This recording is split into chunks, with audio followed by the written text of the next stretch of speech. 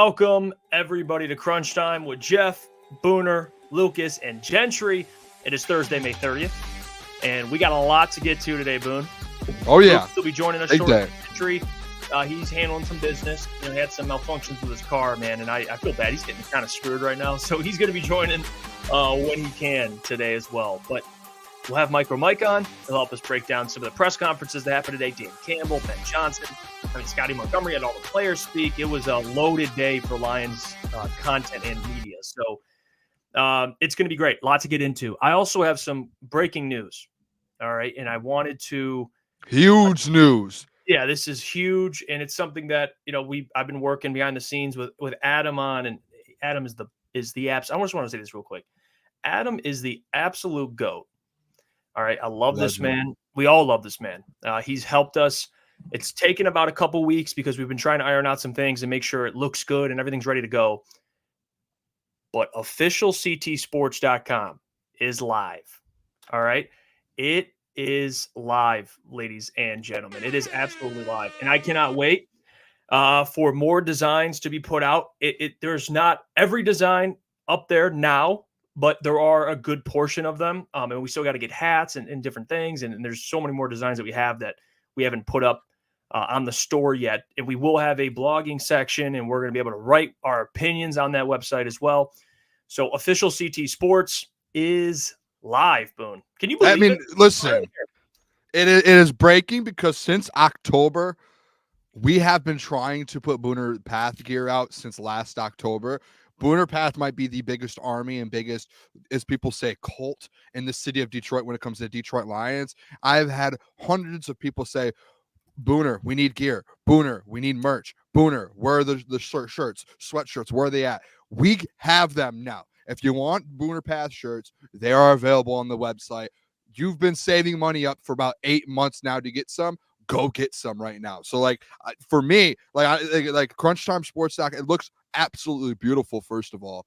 But the fact finally that we have some Booner Path shirts, Jeff, this has been something in October when we were at our previous place. I just kept going, I need these. We need these. We need these. And I kept going, oh, go over here, go to this place, go to this place. This person will help you out. This person. And I go to people and I text people, hey, I'm trying to get this. No one ever helped me out over there to help me get merch. And finally, shout out to Adam for helping us do this. And now we have this thing rolling, Booner Path merch. And you know what? I don't do this a lot.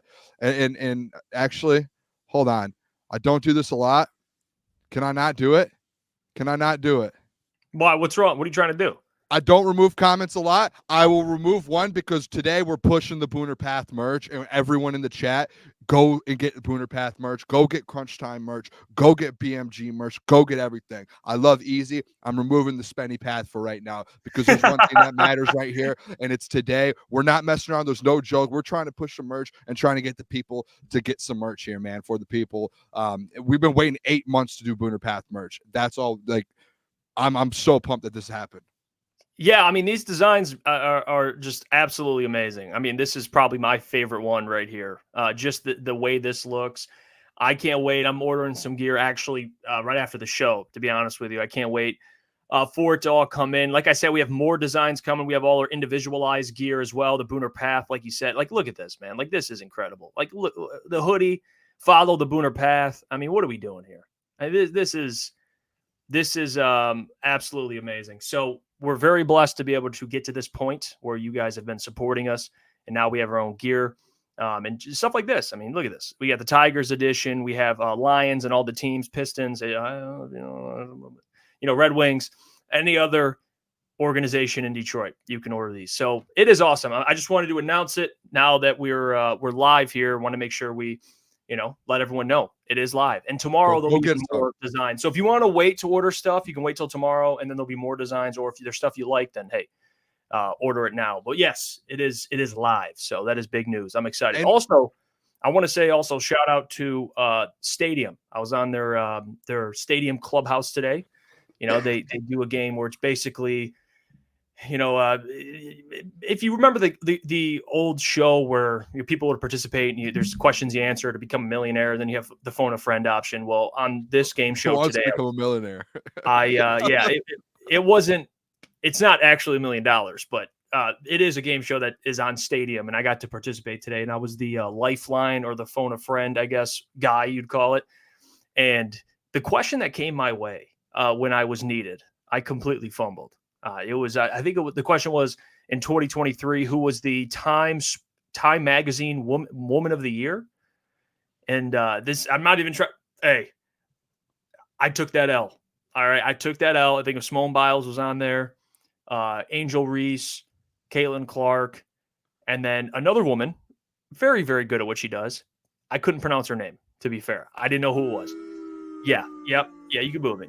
And I guess I guessed Simone Biles absolutely fumbled it. So yeah, it is what it is. But I want to say appreciate Stadium for having me on. It was a lot of fun. But hey, yeah, it was. I looked like an ass, Boone, and I have the clip here, so I'll. It's going to be on their YouTube soon. So I'm excited to see the clip. I don't want you to show us. I just want to go on the YouTube whenever they post it. Actually, I cannot wait. It was bad. It's all right. Hey, we all have those moments, trivia is tough, dude. I mean, we've done trivia in the car with the boys on the way to the combine. We've done it in different, trivia is tough sometimes, especially if it's like pop culture. It's some pop culture is tough for me. I probably know nothing about pop culture. Easy keeps calling me Booner Seawall. I don't even know who Seawall is. I just go, all right, here we go, boys. You know what I mean? Like, I don't know any of this pop culture stuff. Yeah. Actually, it wasn't, real quick. It wasn't, I don't think it was the person of the year. It was like something else. It was like athlete of the year, whatever. Because Taylor Swift was the person of the year. So yeah, it was bad. Anyway, I fumbled that, but it was cool. Got to represent Crunch Time and show off the brand a little bit. So, hey, that's all that matters here. But let's get into it, Boom. We got a lot to get into. All right. Players met with the media. Dan Campbell met with the media. So we got a lot of quotables from that. You told me, and I watched the player. I didn't put out a video on it. I put out a video today on Dan Campbell's comments. So if you want to go watch that, basically me recapping all of what he said, all the things that stood out to me. But today, Aidan Hutchinson also spoke. All right. And he got into some things. Hendon Hooker spoke as well. And Hendon Hooker, it was nice to see him. I mean, Aidan Hutchinson, it's great to see him. But for Hendon, we don't really hear much of him. So it was great to get his perspective on some things, especially now. Oh, what up, Klotzy? We got Klotzy here. Wow. We were just talking about the merch, Klotzy. We were hyping it up a little bit. Yeah, we get a Ball Nowhere shirt, by the way. We got the Ball Nowhere merch out. Ball Nowhere. It is live. I don't know if I want to see Lukas in a Ball Nowhere shirt because that's just ego. I don't think that'd ever be something I do. I want to see Klotzy with my face on. I don't think I could. Oh, brother, hey, as executive of the Booner Path, you better have a Booner Path shirt. And that, I wear a Booner Path shirt. I don't think I'd be the type of guy to wear myself on a shirt. I just think it's a little corny. I mean, brother, I'm going to do it. I don't really care.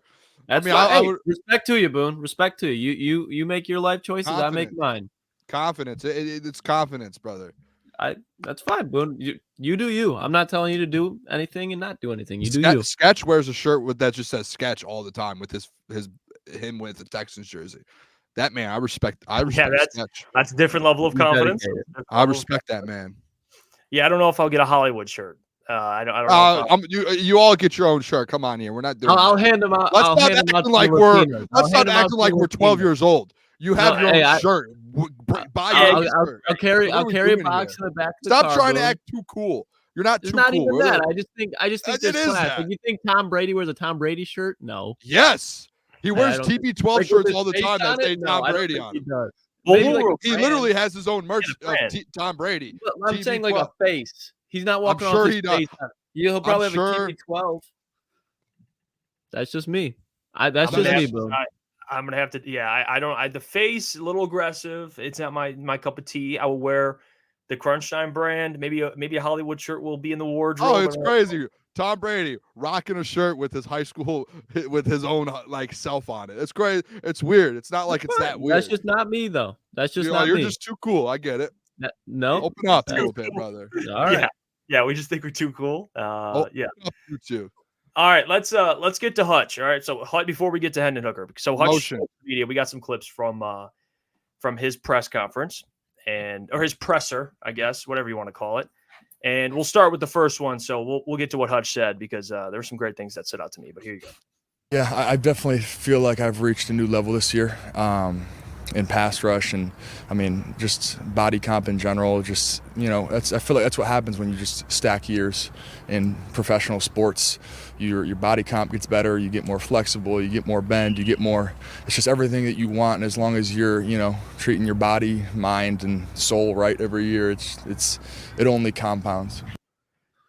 Well, beautiful thing to hear. Boy, looking swole. Yeah, and he mentioned that he called it the body comp. All right, the composition, how it's improved. Hutch was already pretty jacked coming out of college, but he every year he just keeps getting bigger too. Well, it's that rookie year to second year. You change your eating habits, you become more of a pro, and now he's going to his third year, so now he's changing even more. Or at least just doing more of the same things consistently. But Hutch, there's another level that man can get to. Let's play one more clip, and then we'll break down both here. So here's the Aidan Hutchinson speaking to the media. What do you think of that narrative that's out there? What do I think of that statement? Is that what you're asking me? Do you agree with it? Do you hear it? Do you... I'm just gonna pass on that question. I feel like it's a lose-lose situation, so I'm just gonna pass on that one. We'll probably ask you. The doc over in the corner there too. Yeah, shout out to the doc, by the way. He was in the background of the video. I'm not gonna do that. Never mind. Well, before we get to the Hutch taking that next step, can we just address that? I mean, what did you expect Hutch to say there? For being honest, nothing. Nothing. And if people don't know, he got asked about the help from the edge rush on the other side. Like, does he think that he needs help over there? It's like, yeah, you know how someone's going to answer that question. He's not going to throw the other edges under the group. And real quick too, right before that question, they did ask him about Marcus Davenport, and he was like, Marcus Davenport is an absolute dog. He dominates people and he runs through people. Like he gave him his flowers, and then they asked him, well, do you need help over there? And he said, I'm not going to comment. Guys, I don't know if that's more so of just like playing it safe, or it's like, yeah, like in his head, he's like, well, yeah, I need help. Like, yeah, I need something over here. And he just doesn't want to say it to dig a hole or anything. I feel like it's more so of that.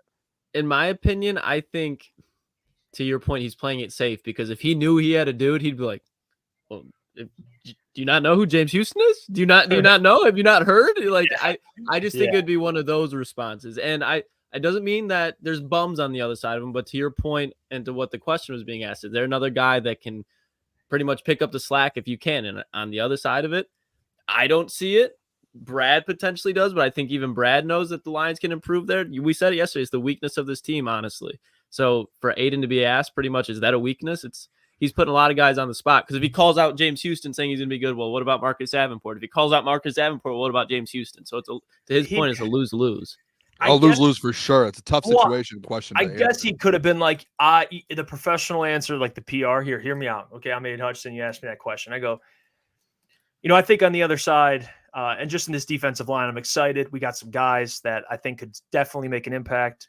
James Houston, he's going to be healthy this season, hopefully, and I think he can make some noise. I mean, you got Marcus Davenport. I think we have a lot of depth. It's going to be interesting to see how it plays out this season, but I'm confident in who we have. That'd be it's a well-spoken response. Or you could just say, So it's like I call that word salad. You said a lot without really saying anything. All right. That's like I'm confident in what we have in that room. DJ Reader, you can really just milk that. But like you guys said, he's not going to probably do it. I think he even knows, and they all know, like, he needs help. It almost might be worse that he did say, I'm not going to answer, because now the speculation starts to hit to where we're all like, especially like me, and like we could have the conversation to where, he didn't want to answer the question because he knows he needs help, and they don't have enough in the room. Like, there's that speculation side. So I don't know. It was an interesting comment. I don't think there's much to it, but if someone wants to run with it, they can. Hutch, by the way, too, if you guys didn't watch this interview, he looks just that much more mature as well, to where he's more comfortable in their year 3. You could just tell he's like, after going through that playoff run, some of these guys, like, you could see guys actually grow and mature, like, in front of our eyes. And to see Hutch, like, from what, if you watch the interview his rookie year to now, night and day difference. Like, it's unbelievable. I think Hutch is one of those guys that just he's got to feel it out before he becomes more of like a vocal leader and starts speaking up. That's just being comfortable in any scenario. That's how a lot of people are. Like, now that he's going to his 3rd year, he's a little more, chest is out. He knows, okay, I'm Aidan Hutchinson. I'm a legitimate dude, and I can kind of speak up a little bit. I think as a rookie, you just kind of you hold back a lot, and you're like, I'm just kind of. It's like the bright lights. Like I'm just in the NFL. Now he's starting to get comfortable, and I'm excited. I think Aidan Hutchinson has Defensive Player of the Year talent. I think this year the expectation should be, anywhere. I think with DJ and even hopefully a healthy Davenport or a James Houston. And that secondary that's revamped and they added more corners. Now he's going to get a little more time out there to at least rush the passer. I think he can get a minimum 15 sacks. I think that's like a fair, minimum 15. I love that. No, I think that's last year we asked for 15 in year 2 and he went out there and got 11 and a half. And then with the playoffs, he had more sacks than Myles Garrett combined in the season. So like him saying that he has another level that he's going to hit too makes you think he's about to have a year. Like you see a lot of defensive edges, kind of that jump year. The reason I think a lot of people thought year 1 to year 2 for Hutch was because guys like, what were the examples? Like Nick Bosa's and stuff took that year 1 to year 2 jump. I think this is going to be that year 2 to year 3 to where you see like Hutch is now going to go to that elite level. And just like he said, like you just stack years and as you're in the NFL and you're a pro, dude, you just keep getting better and better. And like you're the more experienced. Now you have Terrell Williams in there to help you out. You have more coaches to sit there and say, do this. Like everything seems to be falling in line for him. I don't want this to sound weird, but his body, like development from like him being at Michigan to now, he's gotten so much bigger. And like him saying like he can, like his lean is way better. Him being able to kind of his mobility, everything getting better in year 3. Like that just is like, it just screams success. I cannot wait. 15 sacks seems like it's going to be easy for him next year. And steep. I wouldn't say minimum, but I think 15 is reasonable. I think that's a reasonable number. I think anything above 13 and a half is where he needs to be, just because to his point, there's not somebody on the outside, but DJ Reader. You saw what Trey Hendrickson's production was, and I think Aiden's better than Trey Hendrickson. So there's definitely light at the end of the tunnel there, but I don't know. 15 just a lot for any NFL player. Max Crosby, I know he doesn't have help, had 14 and a half. There's a lot of good NFL defensive ends who get less than 15. So if he comes up shy of 15, but he's still making a huge impact, I'm not really going to care because I know he's going to get more than 12. As long as he gets more than 12 to 13, I'm happy. And I think he's easily going to reach that. And I think he will. And maybe minimum's aggressive, but I think he'll get 15 sacks. Is that a better way of saying it? I think he will get like 15. Micah got 14 last year. You know what I mean?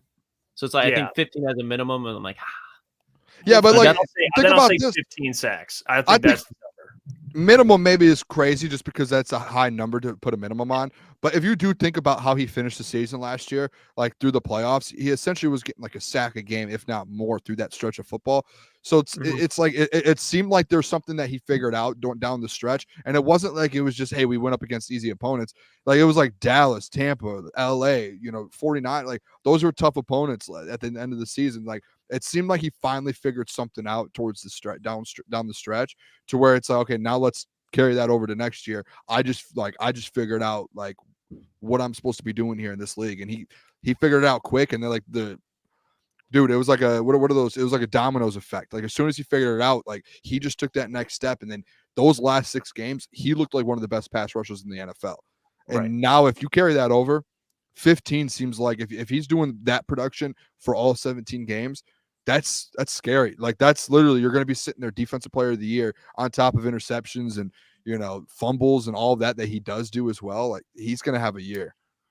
Well, here's 500 versus Legion. Thank you for the $2. Says Goff, JMO heating up in OTAs today. Booner Path. We'll get to it in a little bit because we're going to talk about JMO. Thank you, Booner Path gear. Legion. We appreciate you. Steve Lehman became a member for 3 months. He says his 20 sacks in 17 games talking crazy for Hutch. I think 20. That's like we're approaching record. TJ Watt, like we're approaching record. I'm not saying it can't be done, but what I'm saying is this year to say 20 sacks. Yeah, you're hoping a lot of dominoes fall your way, like a lot of things. That's like basically a sack a game, and then you get a sack and a half every couple games, like and a couple games for the entire season. That's pretty little aggressive. Like I think 15 for Hutch. He had what do you have 11 and a half last year? Yeah, and there was a probably about a month or so, a little over. I'm not exactly sure. We didn't get a sack. So, I think around 15, you want to say 14, you want to say 16. I don't care. I think around 15 will be fair. I just think DJ is going to be is going to help out significantly because of what he demands. He's going to demand a double team. I think Aleem being more of a pass rush threat, and I'm probably assuming that you have a healthy Davenport too, because if once you get John Kamish out there, maybe the chances of that to go a little down. But I think he can go out there and just absolutely dominate. That's the point I'm trying to make. He has all the tools. And you got Terrell Williams. Maybe you can teach him a little nugget or two that he didn't know prior, hopefully. But I think Reader's going to affect a lot of guys on that defensive line. He just has to stay healthy. That's really the only thing for DJ Reader. It's coming off a torn quad. Yeah, and shout out Coach Watt too. I don't know if this comment is like towards us, towards Hutch. I don't think like saying Hutch get to 15, and maybe he was talking about the 20 sacks in 17 games because that might be a little overhyped. But I just don't think. I think 15 is like extremely realistic. I don't like if you as long as you don't go on that month stretch that you said, Jeff. There's no reason he shouldn't get to that level. And especially, and Hutch said it today in the press conference too. He mentioned like when you get lockdown corners on the outside, bringing a guy like Terrion Arnold and Carlton Davis, that helps the edge rushers so much more. Think about the pressures. When Dan Campbell came out today, and if people wanted to know this, Dan Campbell comes out, the head, the leader, your general of your football team comes out and says, sacks don't really matter. It's all about pressures. And when the pressures come, it's about affecting the play with pressures. Now, this is where I'm going to lead. The pressures last year, most of the time, might not have affected the plays because you had a bad secondary. You didn't have corners to sit there and lock up. This year, those pressures that Hutch got are going to lead to more sacks because you have Terrion Arnold, Carlton Davis. You actually have a secondary. So, like, for Hutch to even come out today and be like, hey, now that we have some corners out here who are going to lock up, like that makes my job so much easier getting to the quarterback because I get more time to finish and then go out there and actually get the court. So like that's to me a little bit to where you're going to see a little. We're not just talking about DJ Reader helping him out either and that other edge spot. We're talking about the corners helping him out get to the quarterback. And I want to make sure, and this isn't you, Boone. This isn't your fault, but when that quote first came out and you watched Dan's presser, he did say that pressures matter, but then he also said he would much rather he likes sacks.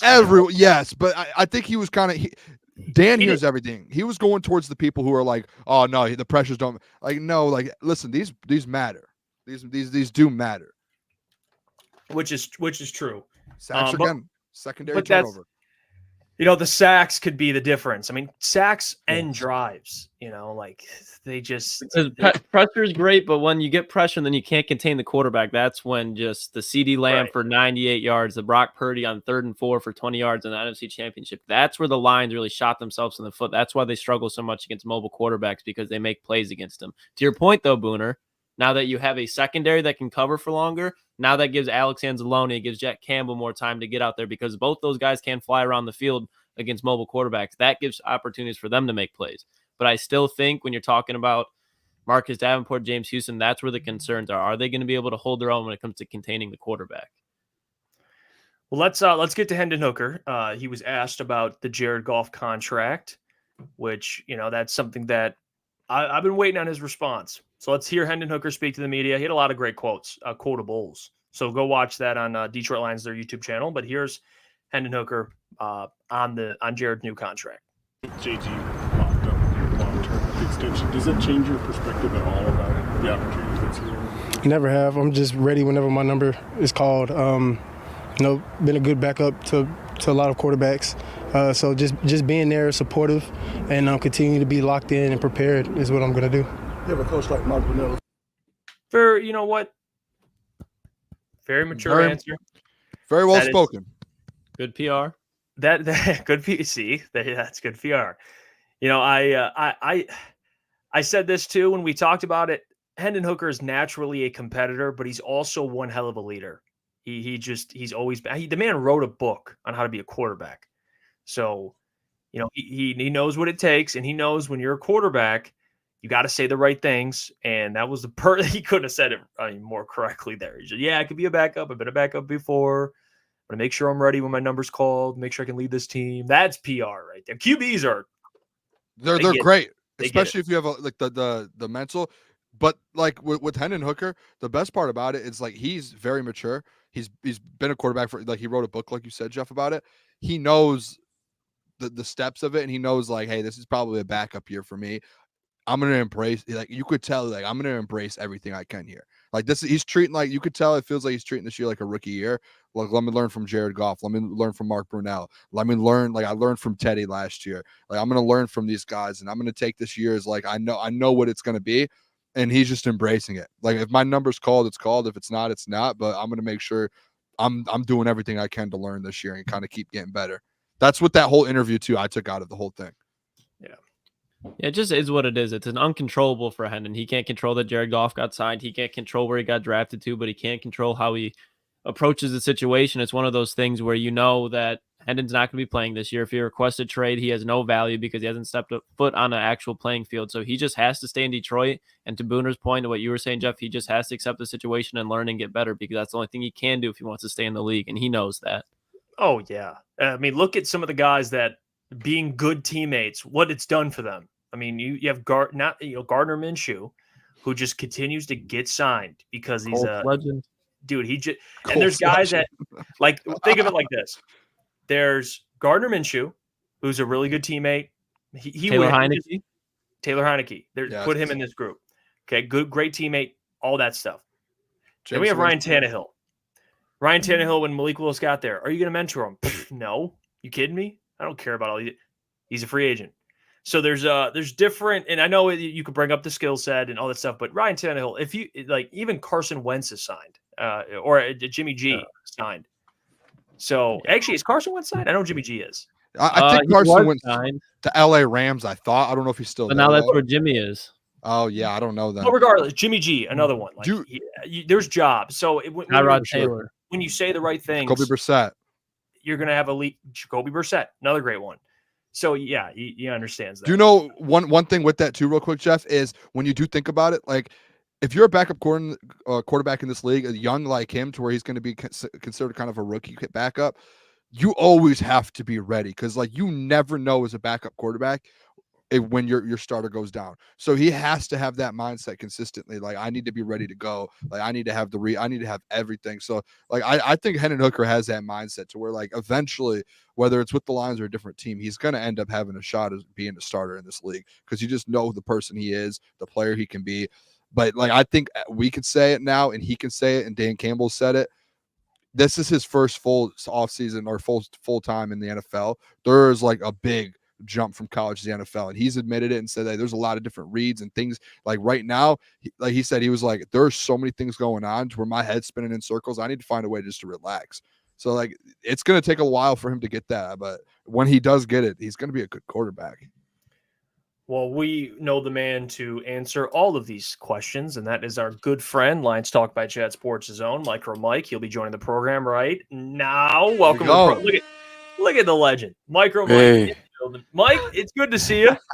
You were not kidnapped. He is officially returned. He is back at the HQ. He's out of Ukraine. Yep, back at Ford Field, ladies and gentlemen. I had to go to Ukraine for a couple days apparently, and I'm back here at Ford Field in Detroit. So it's an honor to be on this show and actually at the real Ford Field.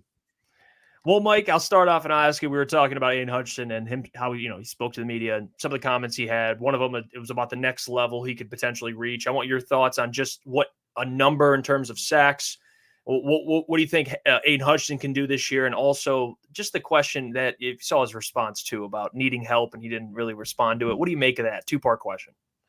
Well, he's developing, and each year passes, he's getting better. Last year, he got better, specifically in the playoffs, where I think it was like the playoffs in the last couple of weeks. He had 8 sacks or something ridiculous amount just in a little bit of time. So for him, he's just got to continue to take that progress like other third-year players done, like Derek Barnes did last year. Ifutu Melifonwu kind of take a little bit step forward. I think his sack production is going to go significantly up because there's other players around him, like a DJ Reader. Ali McNeil's take a little bit step forward. So for me, I think he'll get above 15 sacks this year. I think that's something that we should look forward to. But that third-year jump, he should be taking, generally speaking, what other players get after the third year. Yeah, Mike, I want to just full defensive side here. I think now that you've seen that they have addressed the corners and, a lot of these guys are going from, year 1, year 2 to year 3 and making that jump. What is your expectations? Do you think this defense with Terrion now getting added to it, Davenport getting added to it, do you think they can take that jump from going like, I think it was 25th overall defense all the way up to the top 10 to compete for the Super Bowl. And like, I keep saying this, Mike, I think the Super Bowl this year for the Detroit Lions runs through this defense. If they end up improving, you win the Super Bowl. Do you think they take that jump this season? They better damn well take that jump this season, because we have spent a lot of resources on that defense. And now Aaron Glenn, this is another year for him to take that defense that was 32, then 25 up to a significant higher. It has got to be top 16 at least for me here with Terrion Arnold and Carlton Davis. By the way, they're both having a pretty good time in OTAs so far. They have to. They just absolutely have to. You cannot spend the amount of resources that we have done in free agency and in the draft the last couple of years and have the 25th ranked defense. If it doesn't do that, then some changes must be made. It will take a jump. I do believe it's going to take a jump, specifically the pass defense, with more pressure from the defensive line and the new faces in the secondary. You should be getting a better secondary, more turnovers, and better coverage one-on-one, because Cam Sutton was getting blown up. Carlton Davis is better. Terrion Arnold is really good. We're seeing it. And so this defense is going to get better, but it has to get better. I don't know if he'll get a top 10. I don't know about that, but it has to be a top one half of the NFL league. It has to be. Yeah, and just completely flipping to the offensive side of the ball. Now, I really don't care about the defensive side when it comes to this question, but I've seen this a lot on social media, and it's comparing, Mike, I want to get your opinion on it. It's comparing Jared Goff and quarterbacks like Joe Burrow and Josh Allen, because they're looking off production.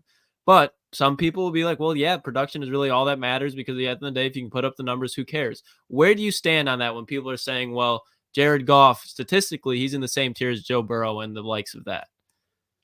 Oh, man. Well, if they're putting him in Joe Burrow, I guess that's a pretty good little list right there, because he's a good quarterback. But look, for me, when it comes to the quarterback position, I think a lot of people just fixating on stats. I like to look at it a little bit different. Do you have that mentality to win the game in the toughest part of a game, 4th down and 2?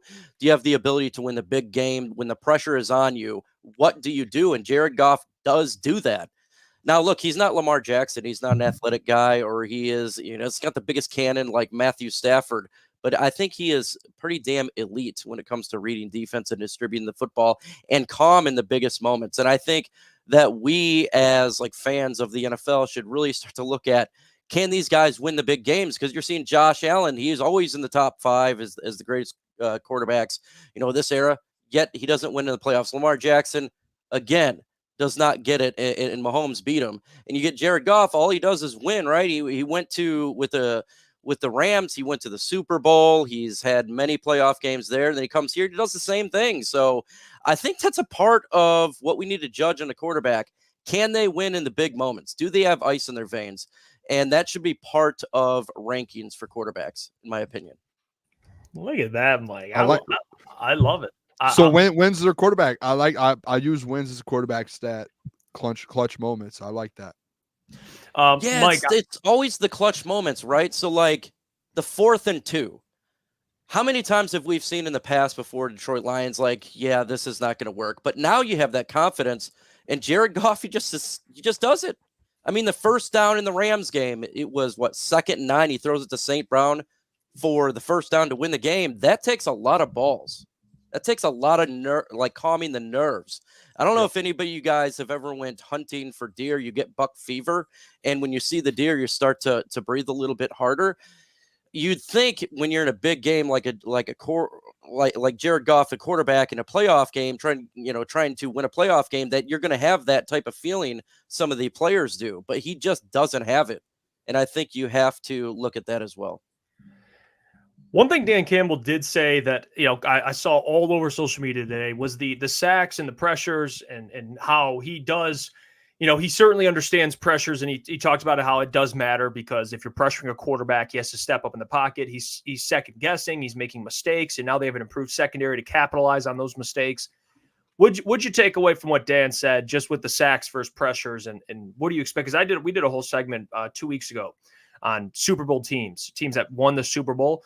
And besides quarterback play, which is very important, and having a really good head coach, those 2 things are really important, and having a good defense, those are the 3 things you got to have. And with that good defense, Mike, comes a team that's typically, for the most part, top 5 in sacks. What'd you think of the sacks versus pressures thing that Dan Campbell brought up today?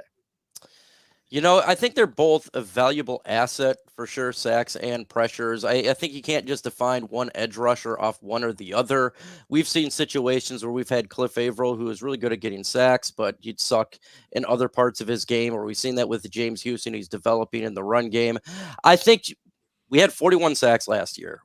I'm not too worried about Aidan Hutchinson with getting the sacks, but can other people like a Marcus Davenport step up and help out because he cannot do everything? Because if we're not getting on the opposite side, players are just going to go opposite of Aidan Hutchinson. And we have done that as a team as well. So look, you got to get those sacks too. It's very important. In the playoffs, Aidan Hutchinson was killing it. We had 2 sacks in each game.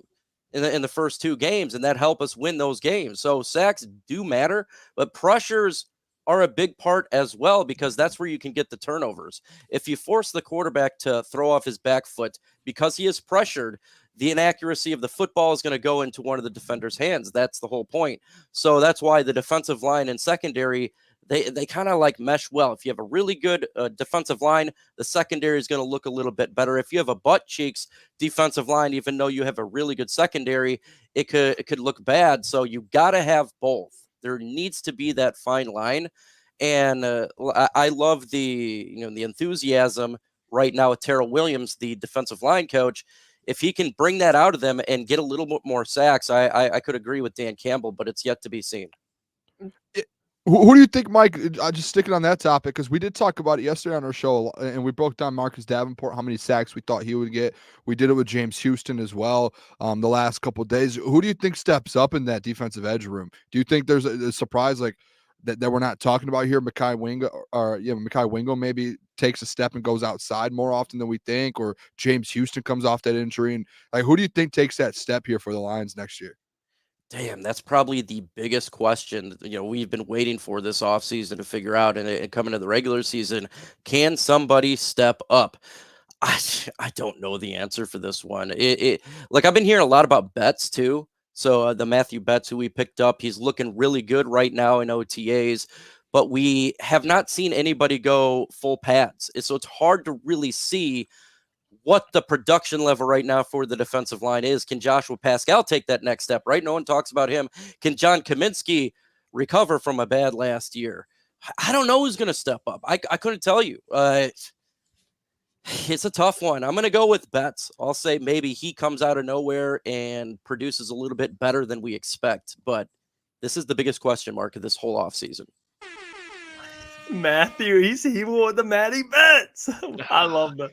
That is I love it. He is probably the most talked about Lion on the defensive line in our chat, and I'm sure on your channel as well. I got a bet with Booner that he won't make the roster. I don't know if he may not. Yeah, but Booner says there's a chance he could make that roster. I think he'll be a practice squad guy, so I'm interested to see. Mike, I just think like the edge position, it's you got rid of the Okora brothers are gone, Charles Harris gone. You do, like, to me, I look at the edge, especially when you just have Hutch on the other side, like you're gonna need depth there. If you're gonna do it by committee, you need depth. And I don't know how good Betts is, but just by looking at the depth chart, that's a guy to where it's maybe he's like the 4th, 5th option, but like that's a position to me. It's like other positions you might not keep as much depth because you trust those guys up front. That's a position where it's like, hey, we might need depth because we don't really trust these guys as much as we do other position groups. That's my mindset on it. I agree with you 110%. That's my stance on that right now is don't really know, right? These people got to step up. James Houston, he'd be getting 15 snaps a game, and he was stepping up with the 8 sacks his rookie year, and obviously got injured. So, if we can have players like a Betts or a Houston or Marcus Davenport, they can go in and out throughout a game, and you're still getting high-level production off that edge, I'm fine with it. But somebody has got to step up, and you're right. They like Betts could be a good role player or he could be cut. We just don't know. I mean, this is what the biggest question mark is on this team is that who is going to step up because Romy Akwara did it when he was here. Julian Akwara did it when he was here. Charles Harris didn't do it when he was here. So what the hell? Who is going to step up? And I want Marcus Davenport to step up because we signed him in free agency, but I am concerned about his injury history. Can he consistently be on the field? And can the Lions get the best out of him? I think the biggest question for all the defensive line who's going to step up is the new defensive lines coach. Can he get something out of these guys that wasn't happening the last couple of years? Because if he can, hell, maybe Kaminsky steps up significantly or somebody we don't expect, but his coaching is going to be vital towards the Lions defensive line and how it produces this year. And what we're hearing so far in OTAs is he's done a phenomenal job. And I think it's going to the production's going to go up, but we just don't know how much. Yeah, and kind of switching it back to the defensive side, Mike, we got asked this question, I believe it was yesterday by the chat. Who do you think is going to be the starting five in the defensive back room? With two safeties and three corners, or if you want to put Branch as a nickel in that situation, what do you think the starting five corners and safeties will be? Well, Carlton Davis, Terrion Arnold, and Amik Robertson, that's probably going to be your 1, 2, 3 at the corner position. Rakestraw will come in probably in the slot if there's an injury or something like that. So those three starters will be there. I think Afutu Melifonwu and Brian Branch probably going to be the other two starters, with Kirby Joseph coming in quite a bit throughout the game, maybe situational, but I would look at those guys right now to be your starting secondary. And I think the biggest wild card here is Emmanuel Mosley, because we picked him up last year to be the number one corner. He get injured. Now we re-sign him to a small deal, and he is healthy. Can this guy actually, start to ascend up this depth chart and be an impact? That'll be the question mark for this season for the secondary, in my opinion. Well, to stay on the secondary, I mean, you saw the report Terrion Arnold picked off Jared Goff, and Jared Goff went over there and gave him credit. And he's clearly only getting better.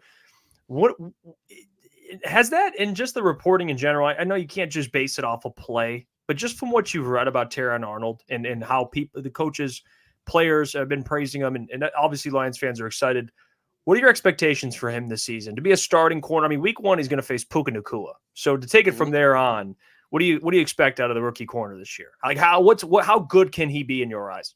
I got to tell you what, man. Terrion Arnold is coming into a great situation because the secondary last year was butt cheeks. So any production that's a little bit better is going to look great towards Lions fans. I mean, when Puka Nacua 160 yards and then another 180 yards. So Terrion Arnold's coming in a situation where all you got to do is breathe, and he is better than the last year's secondary here. But for me, from when I look at Terrion Arnold expectations, I expect him to be a really good corner, but he's going to have rookie mistakes, and I'm not going to get too upset when it happens, specifically early on in the season. I just want to see him get better week in and week out. I have I think this guy is going to be the number one corner, for this football team. Probably like halfway through the season, you're going to start to see him really start to dominate as a player on the rise in the secondary. And then just like a Sutton over there in the Denver Broncos, he's a special player. He's fast, he's feisty, he turns his hips, and he's confident, likes that we haven't seen. And I think that is going to bode well for his future here in Detroit. He fits exactly the type of players they want here. A very confident, sound, a guy who practices really hard. All of the Lions type of players that they got. I think he's going to be great, but please, I just ask all the Lions fans, when he does get burned, and it's going to happen, or he slips, don't call him a bust like you did Aidan Hutchinson the first couple weeks he played in the NFL season. Same with Penei Sewell. It takes a little bit of time for rookies to really, develop into that solid contributor. He's going to have up and downs. Celebrate the ups and hope he learns from the downs. Spot on, especially a rookie corner. That's like the toughest position to make that transition to the NFL. Other side of the ball, Mike, just Ben Johnson got asked this today about the weapons, losing Josh Reynolds, and he actually mentioned today, like he went back and watched film and was a little shocked just like how explosive Josh Reynolds actually was.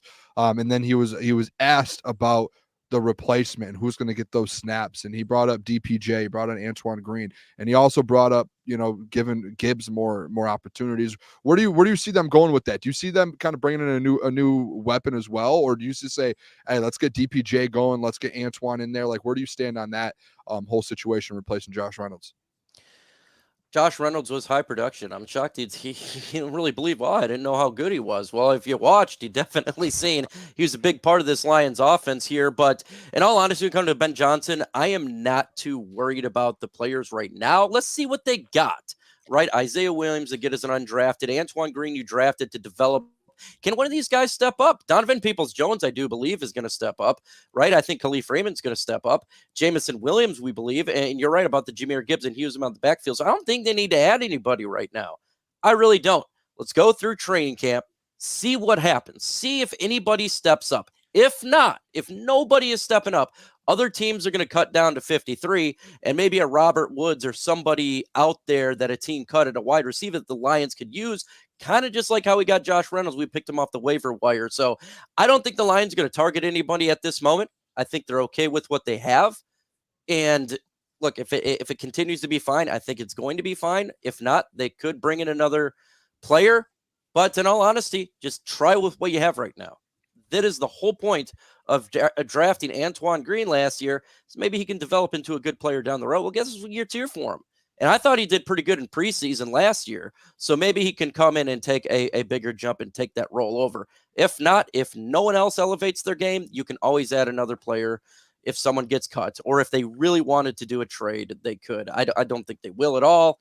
That's possible for this team if they want to get better upgrade at wide receiver.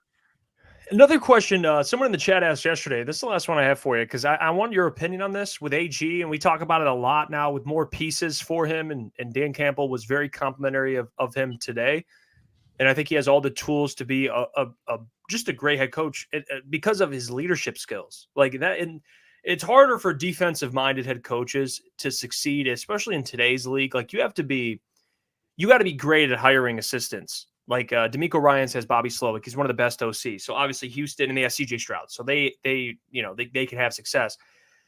With AG as a defensive coordinator, though, all right, let's just stick with that. How much pressure is he under this year to get it right?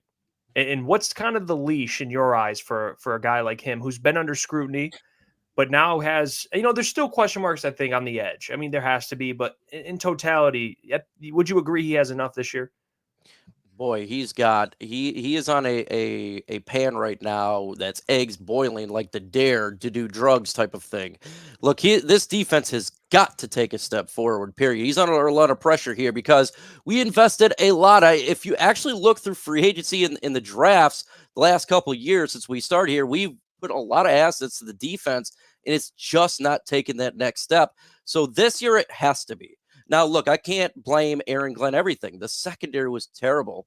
A lot of players were just awful there, and it definitely hurt his production. He got better when he switched up with Iffy and having him get some pressure, and they got Vildor in there, and I think that's the sign of a good coach to identify a problem and try to fix it.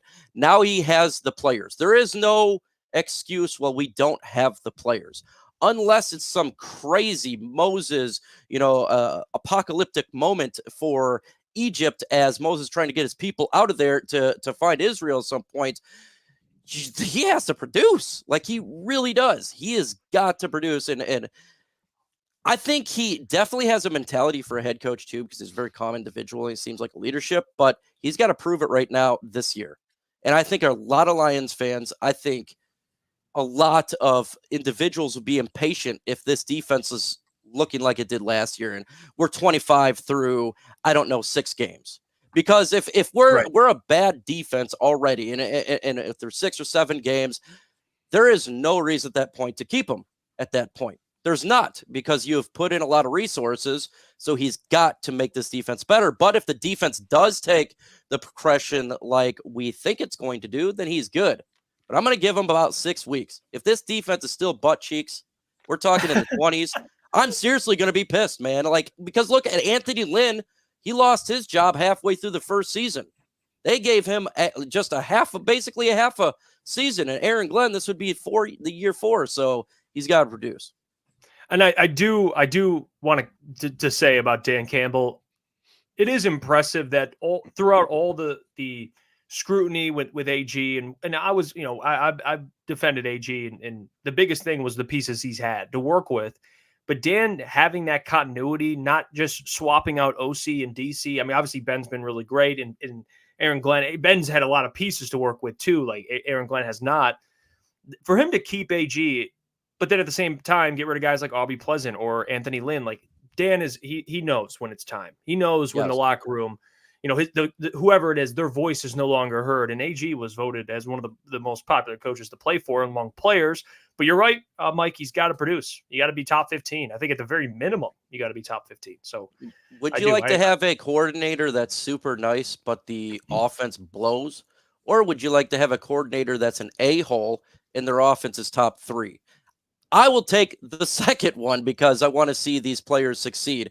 But look, he is a good guy. I think he's got the tools now. Like, there's not really excuses. I think he is going to do well. And if this defense does take a step forward, then you got to wonder, maybe he gets a head coach after this year, right? So that would be nice, 2 third-round picks. But at the same time, you know, we got to keep that continuity like you're talking about. And if something's not working out, you switch it out. Like Dre Bly, we let him go.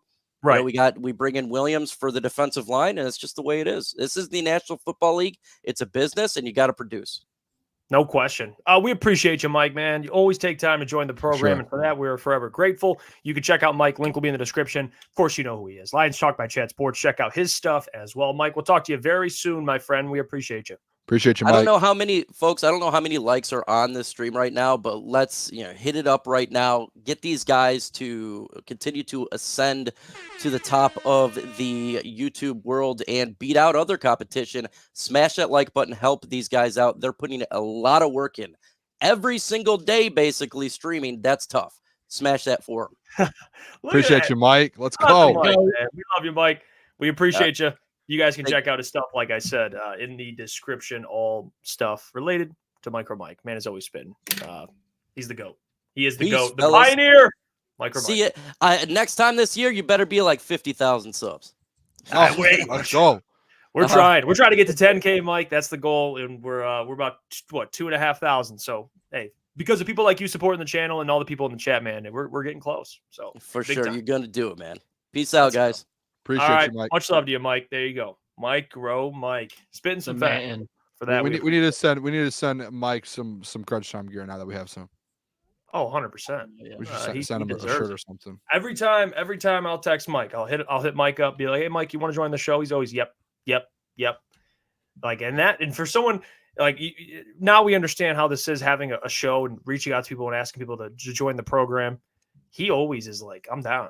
Locked in, ready to go. And unless something comes up, obviously, but Mike is a real one. Something came up last week, and he still hopped on, and he said, fellas, we're going to figure this out, and they did it. So, like, he's a legend. And by the way, too, it was his birthday the other day, so happy belated birthday to MicroMike, man. Yeah, shout out. Happy birthday, man. He's one of the realest guys in this entire business, probably. But Mike, he brought up a couple points there, at least for what we're going to get into very soon. We're going to get into Dan Campbell and Ben Johnson, their press conferences. And I want to start off with Ben Johnson because he did. Well, actually, real quick, I want to bring this up. Did you see Scottie Montgomery bring up how Jahmyr Gibbs, the receiving part of his game, he's been harping on, for Jahmyr to get better in the receiving game? What'd you guys make of that? His potential, at least catching passes. Could you see him being like on the extreme side of maybe like Christian McCaffrey, Alvin Kamara, or do you think there's maybe, hey, temper your expectations a little bit, but he'll be better?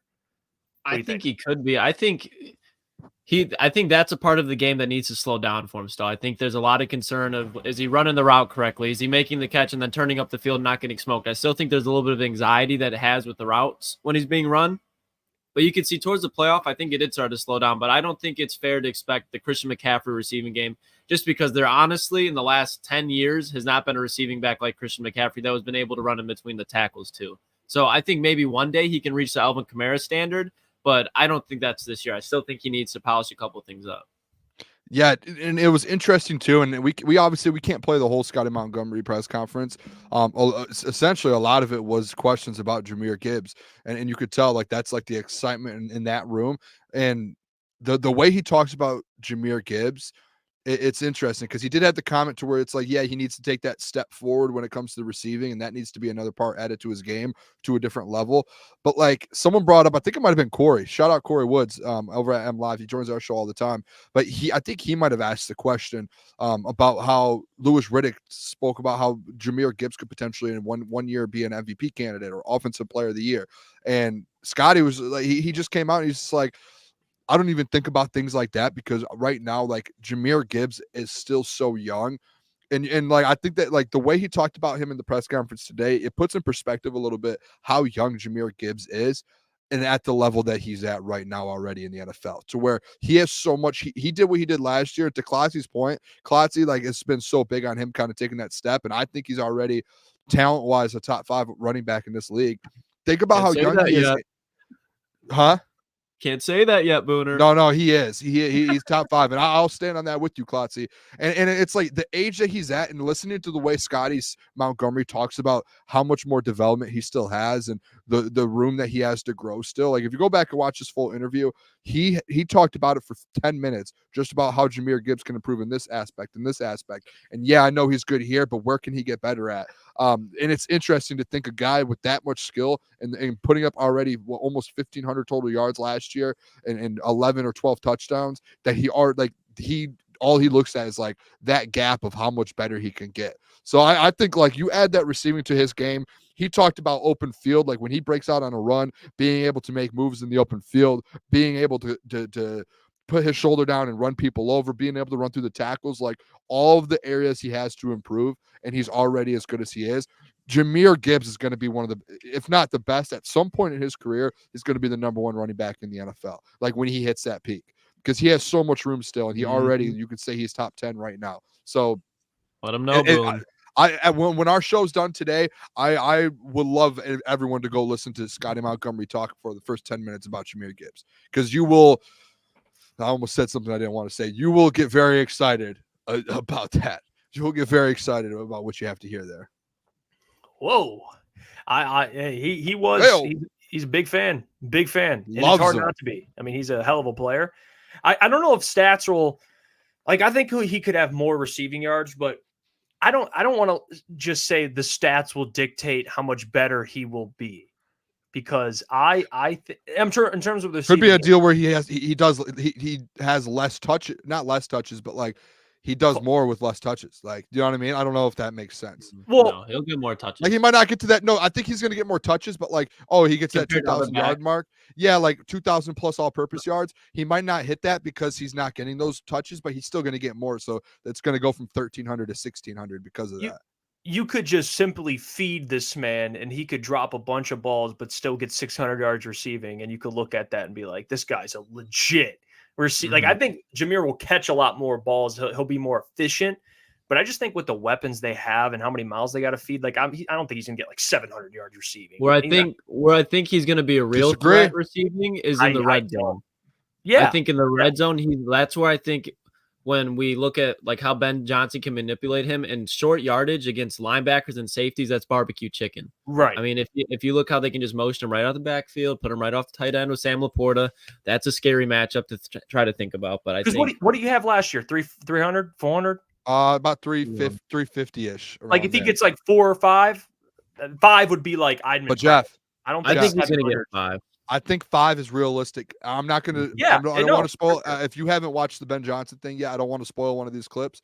But one of these clips gives you kind of a little faith that Jahmyr Gibbs may or may not be getting some more touches out of the backfield. So like I think it's inevitable that it's going to happen, and he's just going to get that much better to where those touches are going to turn into more yards. Yeah, and he did. He spoke about a couple of different things. He mentioned staying in Detroit. He talked about third quarter woes. He also mentioned who's replacing Josh Reynolds production-wise. So let's get to some of those comments. We'll start with the third quarter woes, which I'm glad someone asked this. I always love, like we talked about yesterday, who's someone I would sit down with. Love to sit down with Ben Johnson. Just pick this man's brain. So here, I don't think you guys are going to like the answer that he has to say, by the way. Yeah, people are going to hate let the audience figure that out. All right, I was kind of hyping the video up. All right, I was selling you a product here. All right, no, here's Ben Johnson. Selling it the opposite way, brother. I know. You're going to hate what he has to hear, boys. I know. You're going to hate this. Check out what Ben said about the third quarter was. A little bit here. I don't have the numbers exactly in my head, but I got it. I know what the third quarter says. Overall, third quarter was not good enough for us. I didn't watch every single snap from that particular quarter. We did go back. We studied the opening drive of the second half. We did do that. There's a significant difference from the first 10 games of the season to the last 10 games of the season in how we were in the opening drive of the second half. We were significantly better in the second half of the season, the last 10 games. I want to say those 10 games, we scored 5 touchdowns, which is 50% of your drives are going for touchdowns. You're doing something right. So I understand what's going on out there. I do think it was something we talked about, we addressed during the season, and we started to see some results as the season went on. So if you separate it up that way, I think we're trending the right direction. Carlos. Yeah, I mean, what more needs to release? He just addressed that. I mean, he shut I it don't down. actually. What? He shut it down. Like he was just like, don't No, come at me actually, with I like that anymore. answer, Boone. Yeah.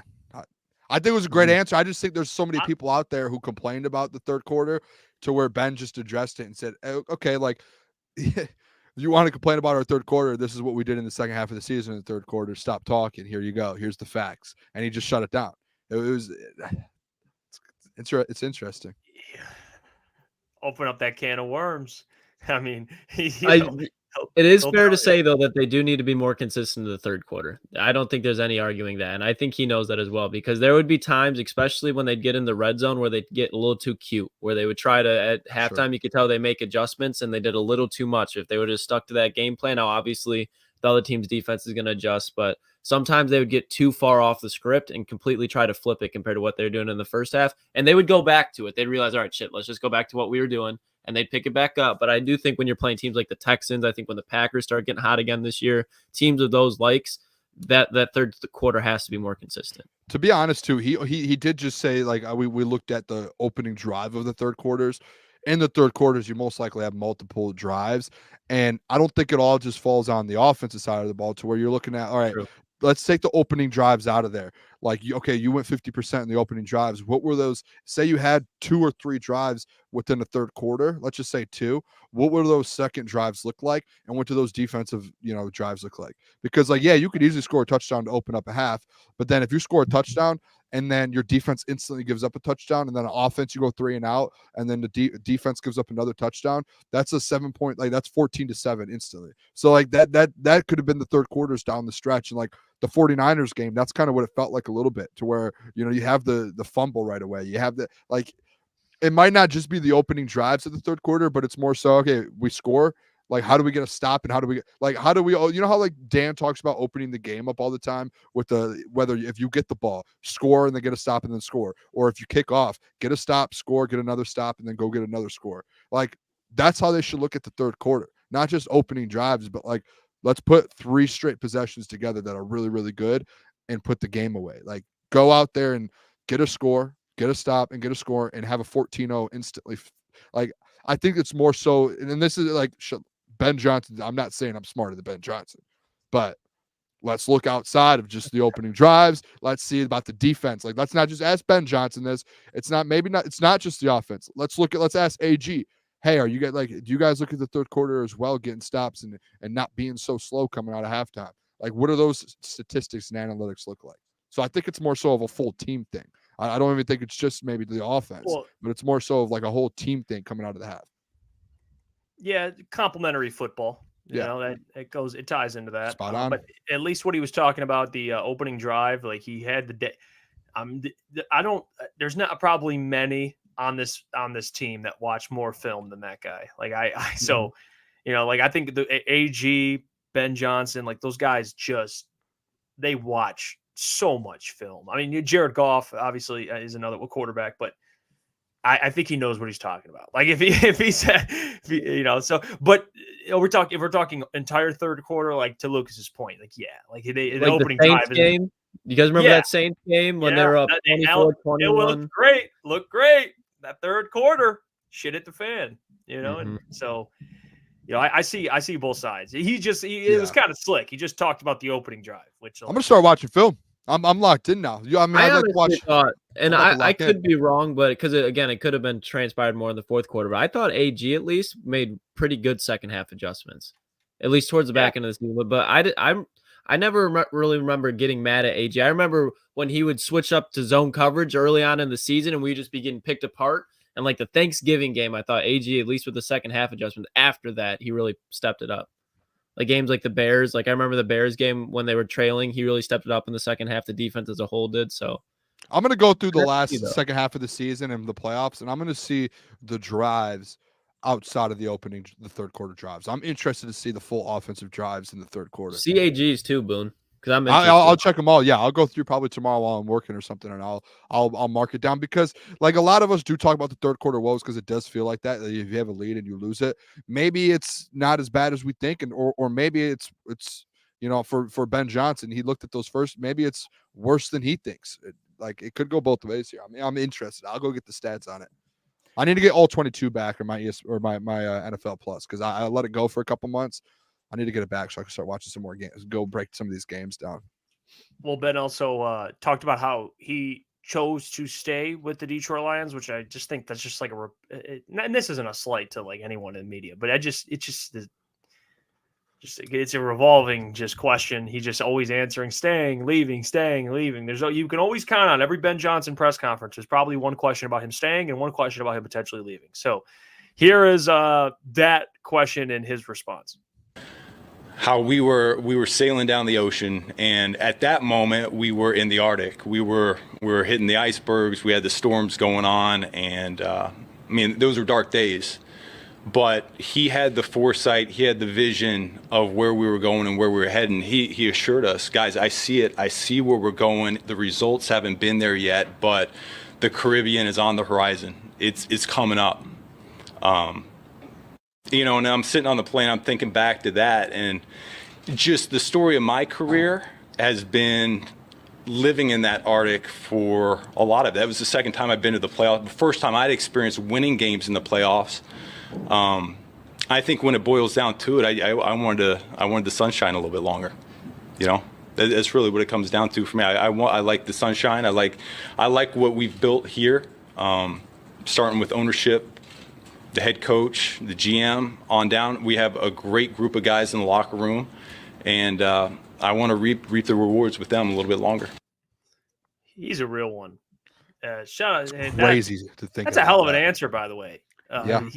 The whole ship in the Arctic analogy. I mean, what is this guy doing? And I think if you're Ben, and if you're anybody that's good at what you do, and this applies to all careers, you have leverage. You just do. You have a certain amount of leverage depending on how rare you are, how great you are at your craft. And Ben Johnson is someone that is elite at what he does in terms of being a play caller. I think he's up there with the best play callers in the NFL, most creative. I mean, there's teams that takes what he does and what he implements, which is a compliment. So if you're Ben and you're in a great situation with the Lions, unless even if there is significant historically just random regression, he's still going to get hired. Like someone's still going to want Ben Johnson. So he's pretty sure. safe. He's gonna get a job. Now, when you have leverage, you also get to dictate your destination, and he's not going to just settle for a job because the job's there. So there's also that. In the Lions, you get to return to a top offense, a team that's competing for a Super Bowl, players that you like, coaches that you love working under, like Dan Campbell. So yeah, he's in a great situation, and he got a raise. It's perfect. He's living life. I mean, he doesn't have to take all the responsibility yet of a head coach, but he's still he's in his bag. He's a play caller. It's going really well. Him and Jared have a great relationship. Him and Dan have a great relationship. And he complimented ownership, which I think deserves to be mentioned as well. So big shout out to Sheila. It's really interesting too, Jeff, because the perspective that a guy like Ben Johnson has with the situation, a lot of the time you see coordinators, as soon as they get an opportunity to become a head coach, because it's so hard to come by sometimes, is they jump on it instantly. And Ben did bring up today, there was 8 job openings in the NFL, and shout out to Ben. Me, I'm a gambling guy. He said, pick the over under. Where would you guys set the over under on coaches that are staying with their job in the next 3 years, that head coaching job? And he set the over under at 4.5, and he said, I'll take the over and I'll take 5. 5 of those coaches in this coaching cycle probably will be out of a job in the next 3 seasons. And he was in his perspective is perfect, to where if he doesn't feel like he has the right opportunity and he has the right franchise and ownership and team that's ready to go instantly for him to be able to go in there and be successful, why would he give up what he has now? Essentially, he's making probably low end head coaching money at right now as the OC in Detroit. So why would you give that up to go do something to where you're probably out of a job in 3 years? So it's great from him. And then he also brought the analogy up, just talking about think about OCs that stay at their job and how good they get. And like every year you stay as an OC, you're just going to continue to keep learning. And especially being around a guy like Dan Campbell, AG, Scottie Montgomery, Tanner, who am I missing? Kelvin Shepherd, like all of these guys, you're around the best in the business. So like just being around the best in the business there and being able to do that, it just keep getting better and better to where when he does become head coach, and guys, him talking today makes me even think he might be here in 2025. Like the way he broke it down was, hey, if there's not an opportunity next year, I'm not taking it. Like I would rather win as an OC and go win Super Bowls as an OC than go to be a head coach and lose or fail. So like I wouldn't be shocked if he's here in 2025 and just sit there and just wait on it. Think about how good and how much better he's going to get for the next 2 or 3 years if he continues to stay here and continues to grow. And like when he does get that head coaching job, guys, if he continues to keep growing, he's going to be that much better. And he said like this year, I'm going to keep building up my resume, and I'm going to keep like on the side in my spare time. He's going to sit there and make sure he has every single plan ready to go when he becomes a head coach. So he's going to the preparation with it. I would not be shocked if he comes back next year as well after hearing that. I mean, Ben Johnson, when the machine guns start firing and the mortars start falling, that's a dog I want in the foxhole with me. I mean, he does want to see this thing to the end. And I think it's highly optimistic to think that Ben Johnson will be here in 2025, but I don't think you can rule it out because I think a lot of people and executives around the NFL thought Johnson was good as gone this year.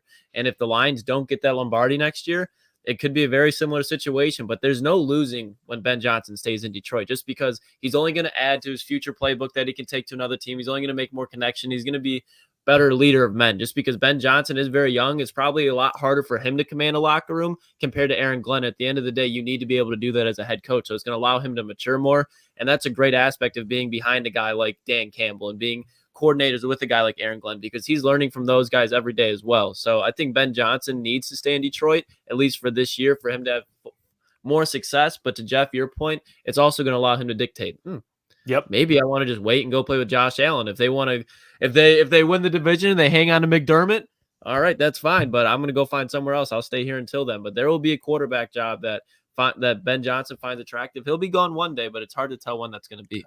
Klotz, think about like a Matt LaFleur. Like he went into a perfect situation in Green Bay.